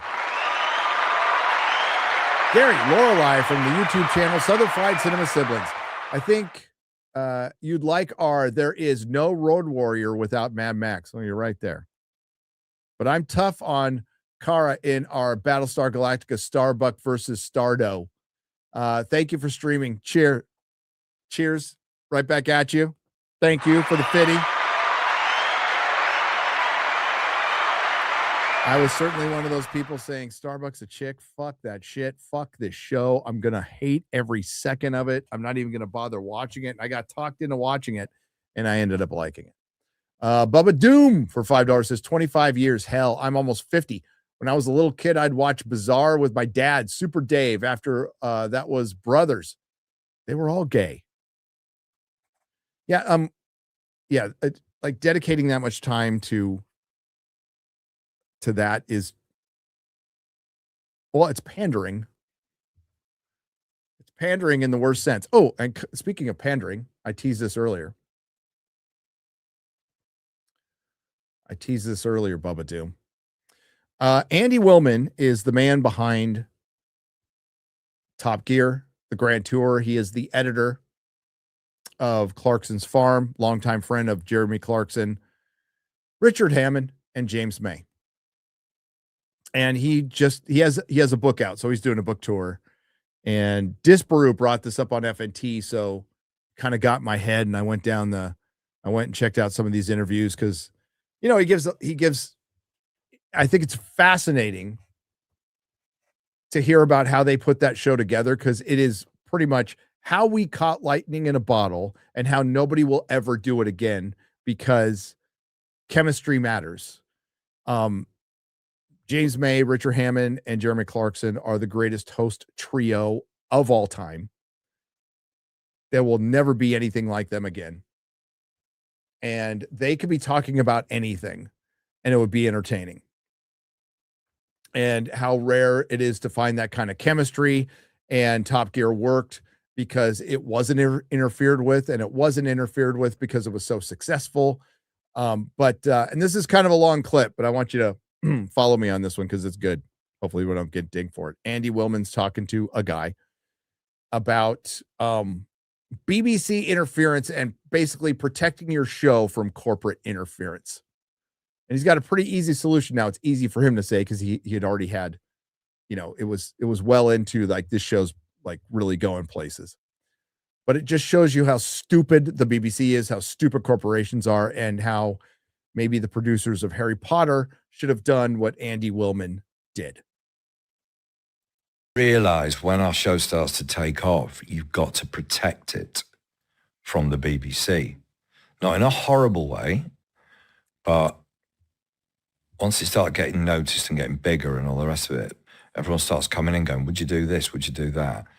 Was it because they wanted some of the credit for the success, or because they realised that... Hey, there's plenty of people with Top Gear on their CVs that had nothing to do with it, but that is the same as every show. Yeah. We just like giggle at that Success has many fathers, right? Failure's an orphan. Failure is an orphan, yeah.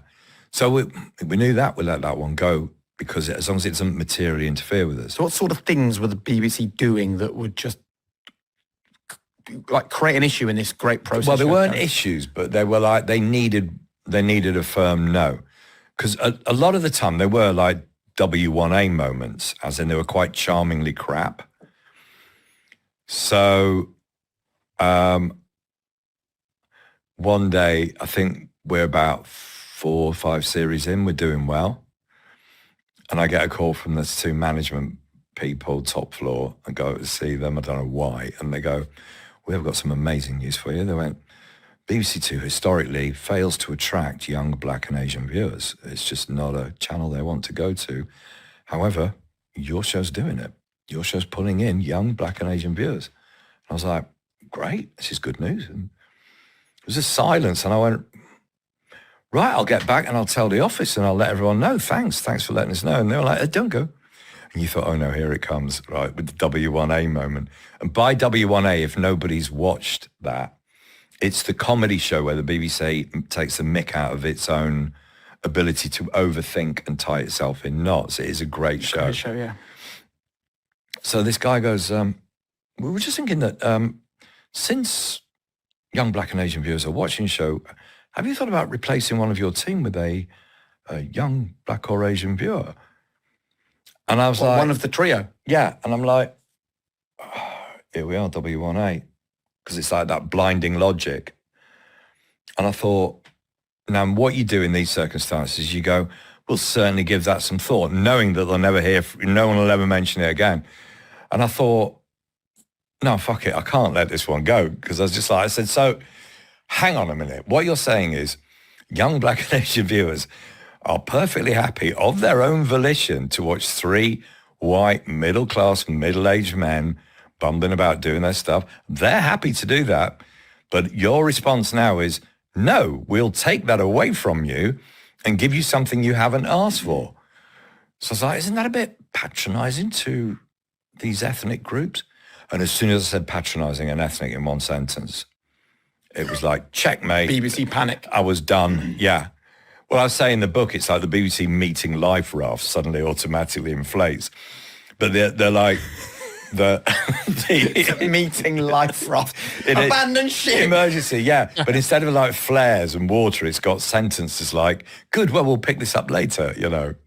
So those kind of moments you have to, and I think in that culture, some producers would have gone back and gone, right, we've got to consider this because this is what they want.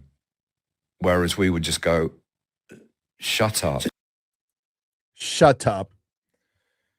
But yeah, that's what we're faced with all the time. And things like Harry Potter, things like Lord of the Rings have already been worldwide bestsellers. All make shapes and sizes, buy them and read them. And then some producer trying to justify their existence comes in and goes, let's make Snape black. And they should have done what Andy Willman said right there. Shut up. And they didn't. And it's created so many problems. And it is pandering.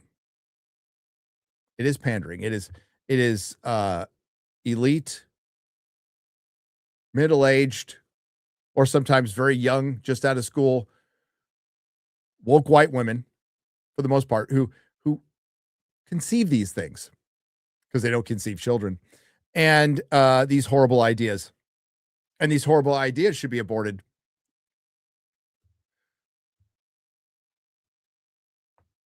But that's what gets us in so much trouble.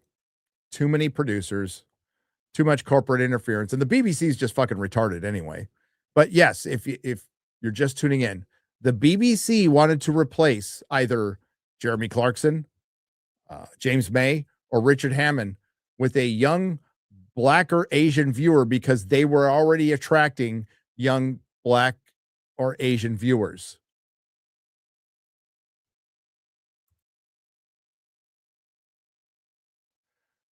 Often I have thought about replacing myself with a Black or trans viewer.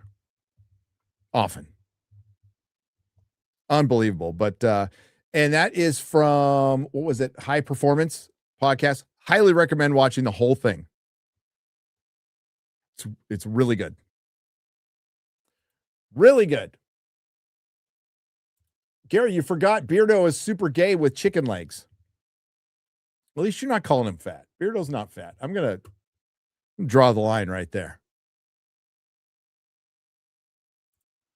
Was sick for all 3 Christmas days. I am already skeptical of Doomsday being good. They can't do heroes because they do not understand heroism or good. No, they have no concept of what it is.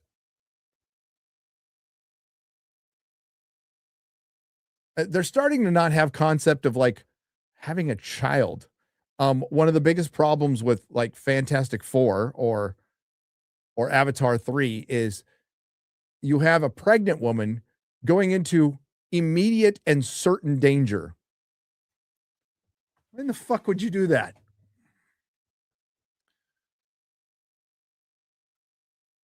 But feminism.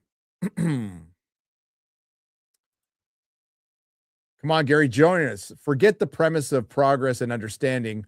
For in the grim darkness of the far future, there is only war. Is that some Warhammer stuff? Gary, you and FNT crew have essentially replaced radio for me, LOL. I listen to you guys at work basically every day. It's validating knowing so many people agree that we're not crazy about modern Hollywood. You're not. And more people are understanding that day after day. We're working on our top 5 video, and I was talking to my son about it, and he's like, well, when do you think we hit like peak woke for Hollywood as far as the amount of entertainment they're making and how much they believed in it? And while it's never going to go away, I think it was 2023. If you really think about 2023, that was fucking an insane year. An insane year. But there is plenty this year. We began the year with The Last of Us Part 2, and I'm going to be a dad. And we're ending it with the cultural phenomenon, the one thing Netflix has wanted and had for a long time, Stranger Things, with the coming out scene, and that's the only thing we're discussing in 2025.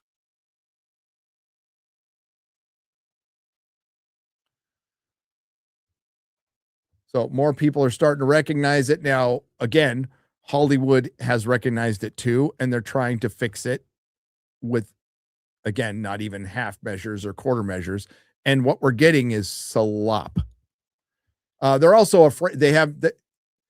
Hollywood's obsession with identity has led to their identity crisis. They don't know what to make. They don't know who they are anymore.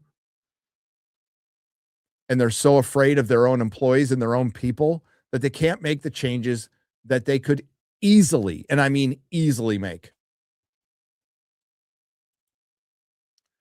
Justice for Sabra. Ain't bringing her back. I wish they would stop trying to make long-term lesbian relationships a thing in modern media. Nothing takes me out of a story quicker. Matthew Hammond, it is one of the most unrealistic things out there. You are more likely to be struck by lightning twice on your way to winning the lottery that you didn't play than to be in a long-term lesbian relationship.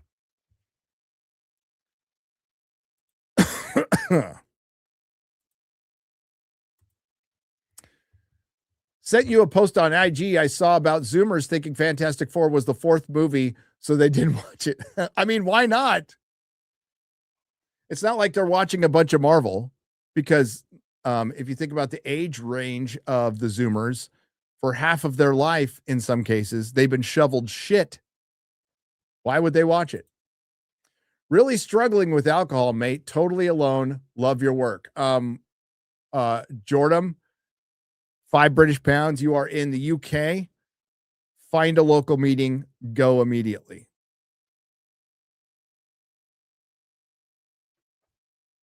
And you don't have to speak at the meeting. They will ask you if you are a newcomer.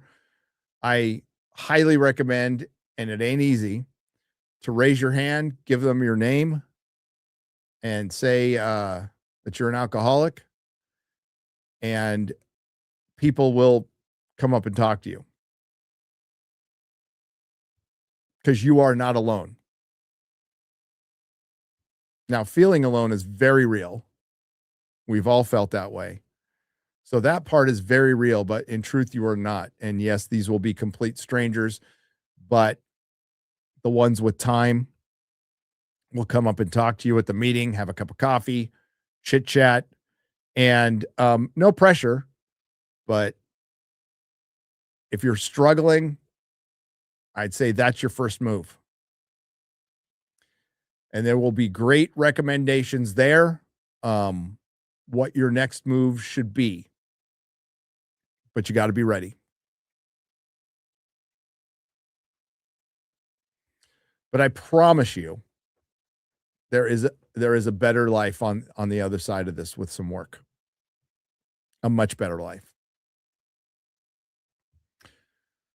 But thank you for being honest. It actually takes a lot of balls to do that, Jordan. So if you can get to a meeting today, I would recommend it if you got time. They're just an hour long, and I'm sure there's one pretty close to you.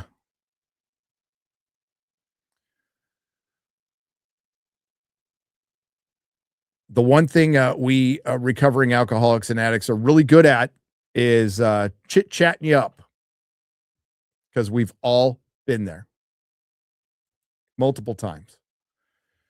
Stargate SG-1 movies provide a proper ending. Oh, well, that's good. That's good to hear. Maybe that's why so many people like them, Matthew. So was the ending of SG-1 good? The ending of that series itself? Or do you need the movies? Mexi Rage for $5. If you get the chance to watch Warrior, they kind of do an audiobook style reading of some of the Warhammer stories. Watch Trazen, Warhammer Timeline Explained. So that's Trazen. Okay. Maybe I'll watch that tonight. Thanks, buddy. Next Daredevil series will have Killgrave children as bad guys, Jessica Jones, but showrunner says he hates Netflix series navel gazing. Good signs. Yeah, he said that last time too. So I don't have any hope whatsoever for anything Marvel, and they have definitely earned that. They have not earned the benefit of the doubt. Now, if they surprise me, great. Brendan Lucas for 5 British pounds. Thank you very much. Garfield's Bizarre Adventure. Would you have gay relations with Beardo to save No. No.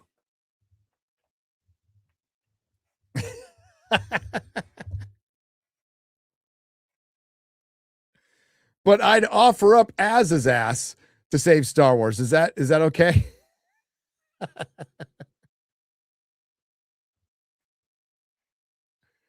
Because, man, I want to save Star Wars.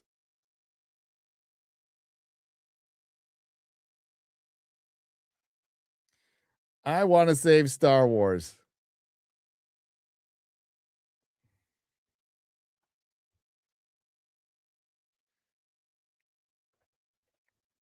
No, we get not this question. We don't get, okay, preface. We don't get asked to have gay relations with Beardo to save Star Wars, but every one of us gets the, if you could trade your channel to change everything. And it's like, well, I mean,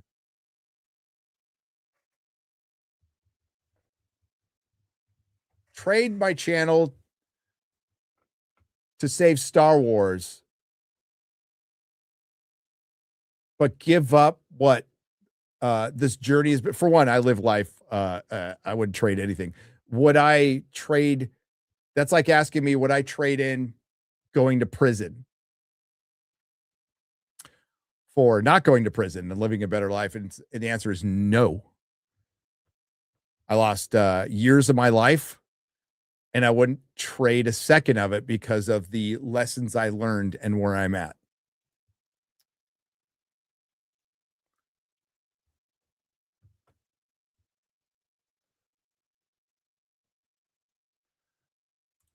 Thoughts on 24, middle of the second season? Awesome. I love 24. Absolutely adore it. Great show. Thoughts on Star Wars Theory losing subs suddenly? Well, it depends on what video I made. It depends on what video. I mean, he's a channel based on Star Wars theories. So if he gets a little salty about something that might be out of his normal wheelhouse, although he's been pretty salty about stuff like in the past. But yeah, I'd have to know more context.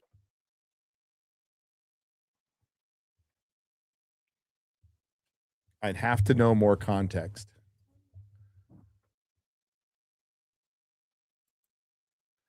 Hail to the fellowship. Gary, absolutely love your book, and it's such a great read. Thank you. Your book is inspiring, and keep kicking ass, brother. Thank you, Joey. I appreciate that. If somebody can get inspired to go to a meeting, if it directs anybody towards sobriety, then mission accomplished. Or it helps people understand like what addiction is to one individual. It's different things to different people, of course. But having a better understanding of it as a disease, and I know that saying that, and I'm not judging you, upsets a lot of people, as it should, because if it was described as a disease, well, I could, as something that excuses you for all your, everything that I've done, I'll use my I statements, then that's a very bad description. It is a disease that requires a conscious decision. So it does not relieve the addict of any responsibility whatsoever. By disease, we mean it's a brain chemical imbalance, kind of like OCD. Not a disease in the sense of cancer. But if it gives some people a better understanding of that, cool.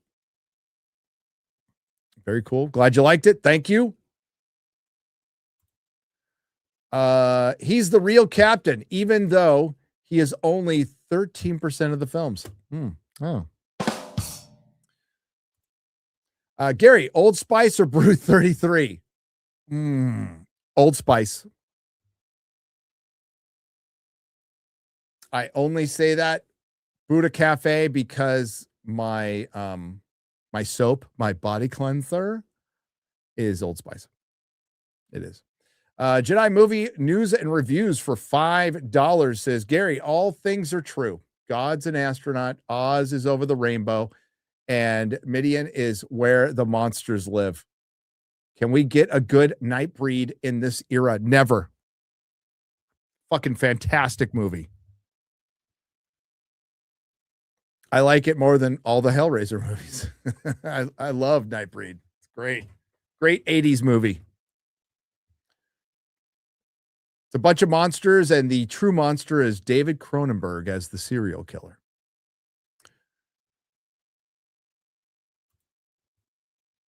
Craven's Last Hunt should have been No Way Home, Sinister Six, Javier Bardem as Craven. Ooh, that would be good casting. Oh, I mean, he's Russian, but it's still good casting. Keep the multiverse story with Strange. Doge Pal for $5 says, funny enough, you could say that PBS equivalent of BBC's Doctor Who are Sesame Street and Arthur all started out as beloved properties, now utterly woke. Well, that's what happens when things are publicly funded. It's totally unbiased, guys. I grew up in the 80s. Don't ever recall the nostalgic gay coming out to straighten out the straights interventions. Yeah, I don't recall a lot of that too. I did Bitcoin Capital have gay friends who eventually came out and we went, we know. We all knew. The entire school knew. Everybody fucking knew. So can we move on now? Gunn outsources Supergirl to a team that wanted to copy Gunn. Film will be worse than the trailer. Ironically, if Tom King did the movie would be better. I don't know if he'd be better. I don't think so, but it's based on his book. Yeah, the thing is, when you want to have a different type of style and you hire a different director, but then the trailer, and that's all we can go off of, the trailer looks exactly like a James Gunn film, I'm not sure what you accomplished. And that James Gunn film looks like a Marvel film, but you're DC.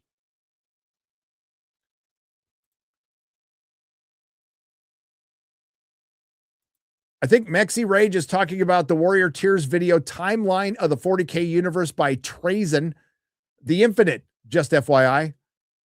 Drukari for life. Hail. Stargate SG-1 movies resolve unresolved storylines. Oh, that's good. The tapestry of life should never be pulled at. JJ Gosling. Deep. Too deep for this show. What are you talking about? Just kidding. Thank you for the 2 British pounds. Hi, Gary. You introduced me to Lord of the Rings. I saw the extended edition with my younger brother, and we absolutely love them. FNT has been a regular part of my Fridays, even though it gets very late here in India. Oh, hail. Love your work, sir. Cheers. Thanks for staying up and watching it. Well, at least we're not we're a lot of things, but we're not quiet and boring. I think I could say that's pretty safely. Thank you, man. Gary, we know you ain't playing Terminator. It's okay. I'm gonna. Tiger King Rex Carter for $1.99. I really want to. My favorite 80s movie was The Last Starfighter. Great movie. Could anyone make this movie now? No. Long last name, no. Somebody was just talking about, it was one of those cinema sites, but they weren't wrong. Somebody was just talking about how much passion. No, I think it was name a movie that should have gotten a sequel but didn't. And then the guy retweeted himself. I think it's Cinematastic or something. And he's like, the amount of, and he's not wrong. The passion that went into that movie, we don't have now. And it's just a charming, fun 80s movie. We didn't know how good we had it. Watch Timeline of the 40K Universe by Traz and the Infinite by Warrior Tier. Great narration of the timeline of 40K. I'm on it. Tonight, Tony Gilroy was just on Reason TV talking Andor. Well, if Disney Star Wars were smart, which they're not, they would give this guy the reins, and you can't save Star Wars. The Disney trilogy did too much damage.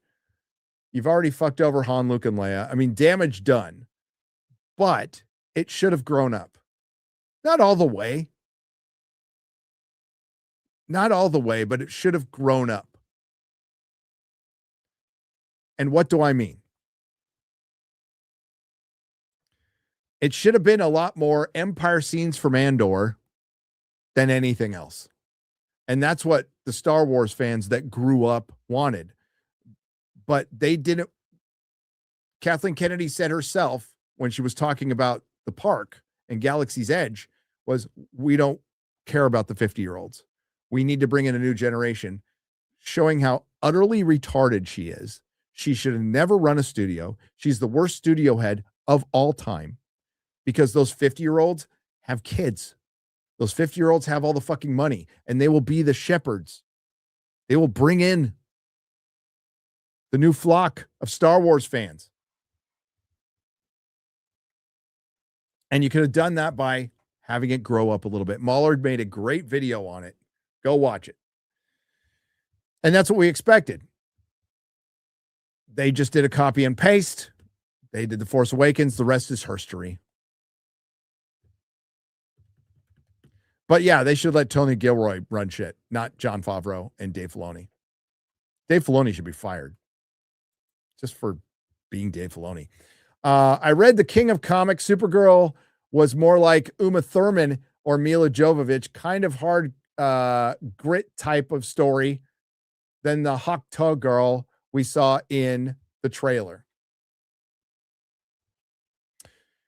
Yeah, it's literally like True Grit.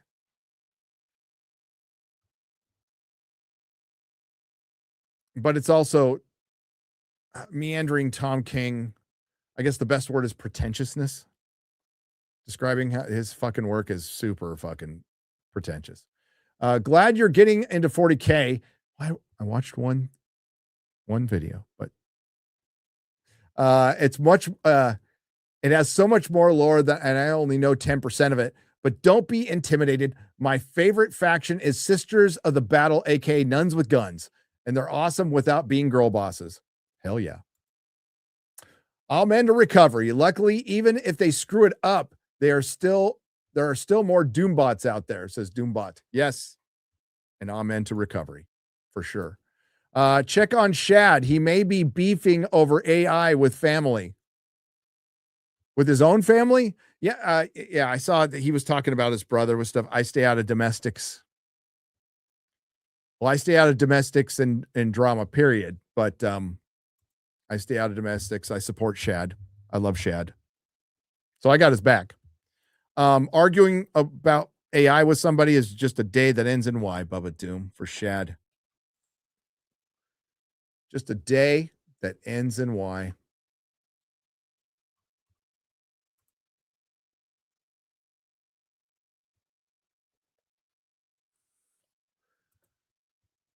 If you really think about it, Malcolm in the Middle is literally It's Always Sunny, but with the characters are kids. Almost finished, and I'm loving the show. It's a good show. It's a good show. Always Sunny is goated. Shad is an Australian potato. He is not a potato. He's a Mormon. Totally different.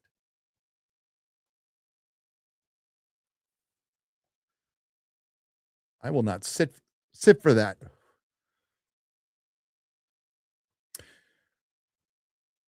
I will not sit for that. All right, we're going to wrap it up. Nice little live stream. I'll be back tomorrow. I will be back tomorrow. And I have to watch Stranger Things again tomorrow for my video. So I'm very excited. Not really about that at all. But has to be done.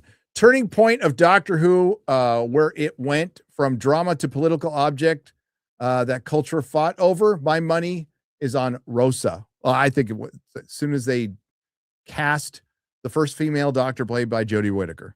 But the seeds were planted in the Capaldi era, for sure. And Moffat bowing down to it. The seeds were planted, and as soon as they brought in Missy, I mean, we should have known what was going to happen after that. But yeah, it's 51 years ago today, I believe, because we're now synced up. I'm now synced up with the UK. It is the 29th. I believe it's the 51st anniversary of Tom Baker premiering as the fourth Doctor in Robot. Goddamn classic. Damn classic. Did you get the meme I sent you on X? Hang on. Chat. In the chat.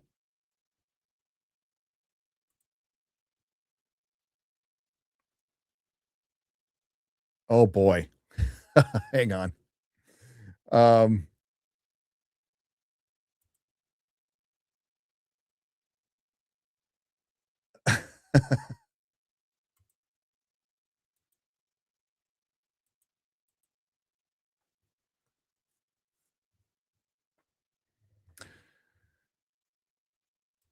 Yeah, but I can't show it right now. But I'll show it tomorrow. Sindek, thank you. Thank you. So Bo DeMeo, thank you, Disparu. Bo DeMeo, after tearing apart Feige, this is what he says. Hang on.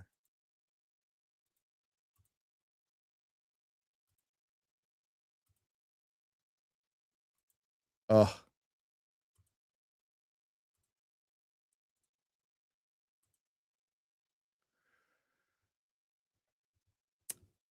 Also, let's get real about Avengers Doomsday. Trailer 1, white male. Trailer 2, white male. Trailer 3, white male. Trailer 4, a sprinkle of black, but also white male. The fact that, folks, this isn't by design is the epitome of looking the other way. Folks who look like me and those who don't have penises are not being invited to the movie. That's utter dog shit. There's plenty of women in the movie. There's plenty of representation based on the just general statistics of the population of the United States where it's being made.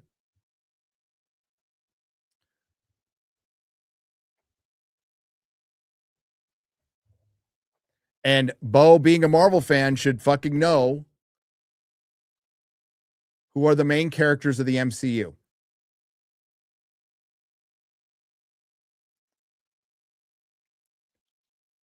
Tony Stark, Steve Rogers, and Thor. And no, that's not a mantle. It's a fucking name. That's the way it started in the comics. That's the way it's always been. And it shouldn't matter. Because we're always told that it shouldn't matter. It shouldn't matter. It's just fantasy and it's all make-believe. So it shouldn't matter. Well, if it doesn't matter, then why does it matter so much to you? I never said it doesn't matter. Never said that at all. The problem is, though, these are iconic characters and they're based on a look. That look makes them iconic. It's not the name that makes them iconic. What makes Iron Man iconic? Tony Stark. What makes Captain America iconic? Steve Rogers. And it's because these characters have been around for decades, have sold millions of comic books. It's not like Marvel hasn't tried with other characters, and where they've accomplished the most diversity and inclusivity is fucking X-Men. The best female characters in Marvel, aside from the First Lady, Sue Storm, are in the X-Men. Nobody has a problem with that.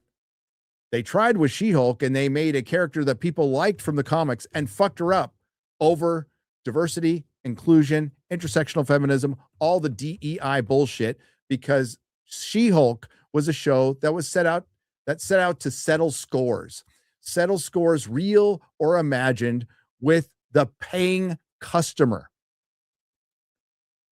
And this is the shit people are fucking sick of.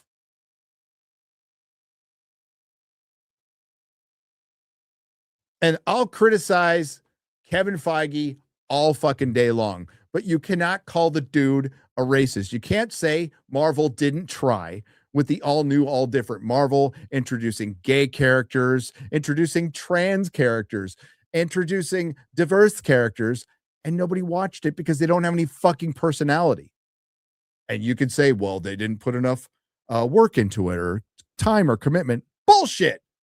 They gave She-Hulk $200 fucking million and they gave it to an Asian woman. She just sucked. That ain't Marvel's fault. It's Marvel's fault for hiring her. Nia DaCosta, first black woman to direct a Marvel movie. It sucked. Well, it's not Nia DaCosta's fault. Yeah, it is. She directed the fucking movie. It's her fault just as much as it's Kevin Feige's fault, just as much as everybody else's fault who worked on it. I'll blame Marvel for casting directors and producers over hiring them to virtue signal. You could blame Kevin Feige for that, but that's not him being fucking racist in Europe. See, this is where you can't win with activists. That's why I tried to tell you, Hollywood, for years and years, you don't have to listen to us, but for fuck's sake, do not listen to them, because you'll invite them in the door and they will be a lot more unforgiving. We're the way more forgiving side. We are. That's just a fact.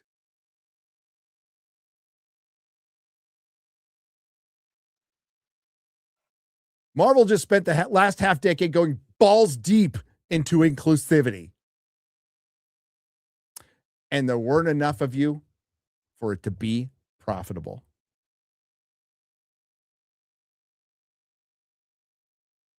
And if you need to see yourself in a story, that is a you problem, because I can enjoy the hell out of Blade.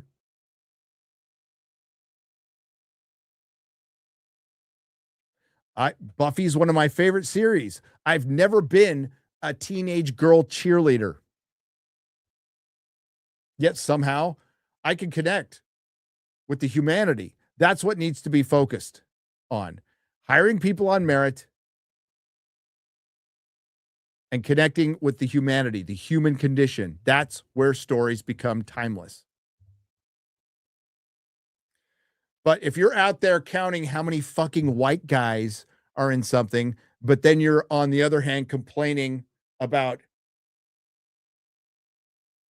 us complaining about a black Snape or something like that, but then you kind of come back, well, it shouldn't fucking matter, but then it all fucking matters to you. This is how you get yourself tied up. It's a you problem. It's a personal problem. That's what so many should. Have you ever met a fucking happy activist? No, they're deeply unhappy people.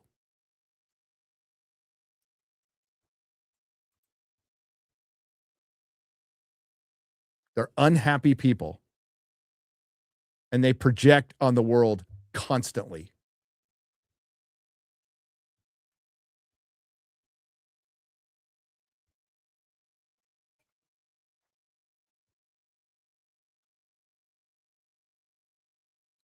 So I've been enjoying Bo DeMeo roasting Marvel, but he's full of shit right there. You know, they're bringing back the people who got them here because they want to make money, because they tried and they failed miserably. And they should have never tried at all. They Jesus Christ, they prison raped the golden goose.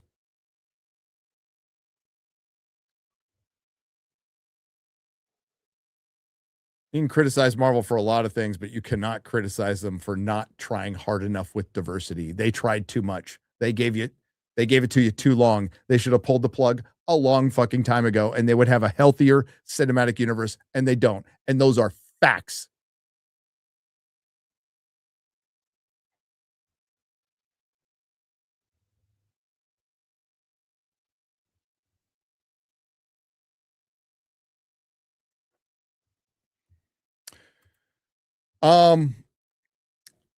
DRPK teased Hugh and Toby in Doomsday. Toby is news to me.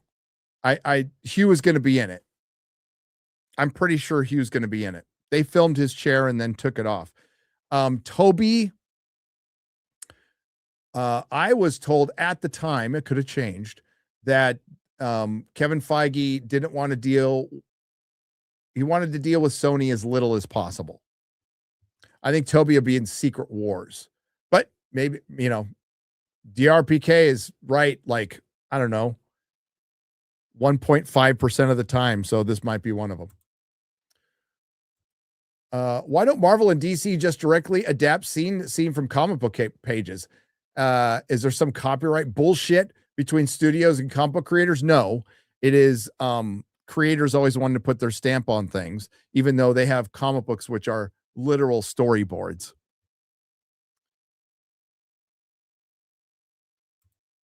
Dale is going to die. TS foreshadowing hard.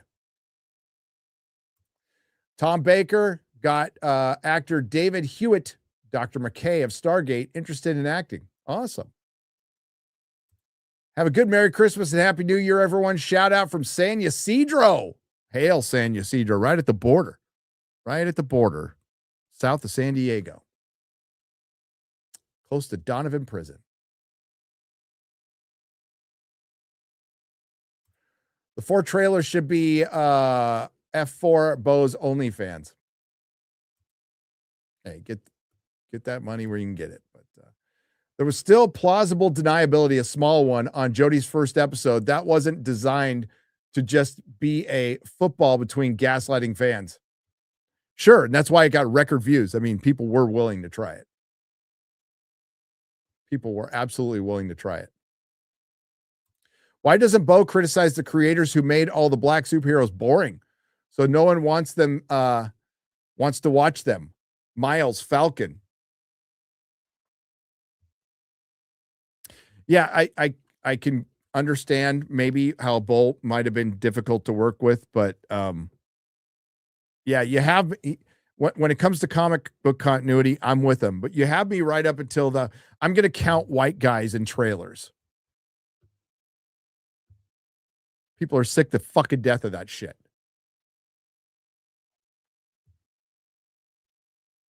Tony Stark, Steve Rogers, Thor, fucking white guys, get over it. And they bring in the money. They put the butts in the seats.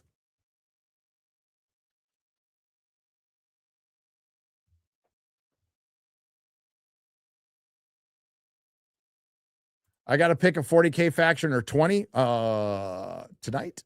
Do I have to do it tonight? I hope not.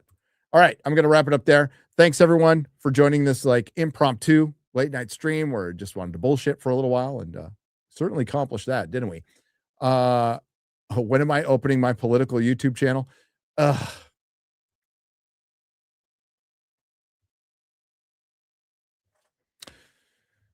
I don't want to, Jack Sparrow. Like, that is I don't want to. But if Gavin Newsom announces he's running for president, I don't think I'll be able to contain myself. And it will be pretty much anybody but him. Now, I'm certainly not going to tell people how to vote, but and I'll have my choice. I kind of already have my choice, but anybody but him. But I fear a large portion of this country is dumb enough to vote for him because they're blinded by being partisan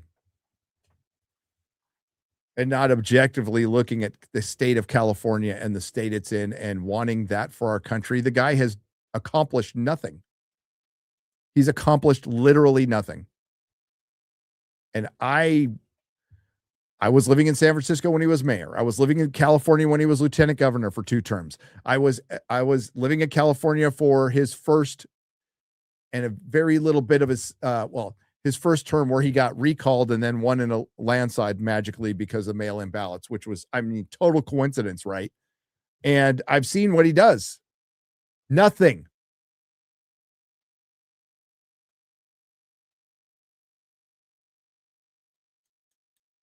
Absolutely nothing. What he allows is corruption, major corruption. He is a puppet.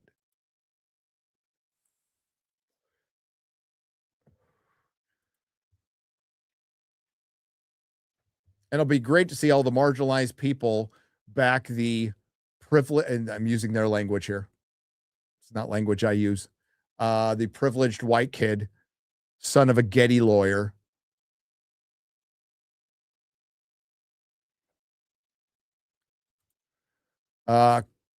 Commies are ruined, doomed just like everything else, says Doombot. They do. They do. Those damn commies. Steam has Lego Lord of the Rings game for $3. Do you have it? I don't have it. I mean, I buy it, but I probably never play it. All right. Thanks to the Nerdrotics. Thanks to everyone who left super chat donation. You help keep the lights on. I'll see y'all tomorrow. Not sure if it's tomorrow morning or tomorrow night, but I'll see y'all tomorrow. And thank you for joining me tonight. It was fun. We'll see you soon. Bye-bye.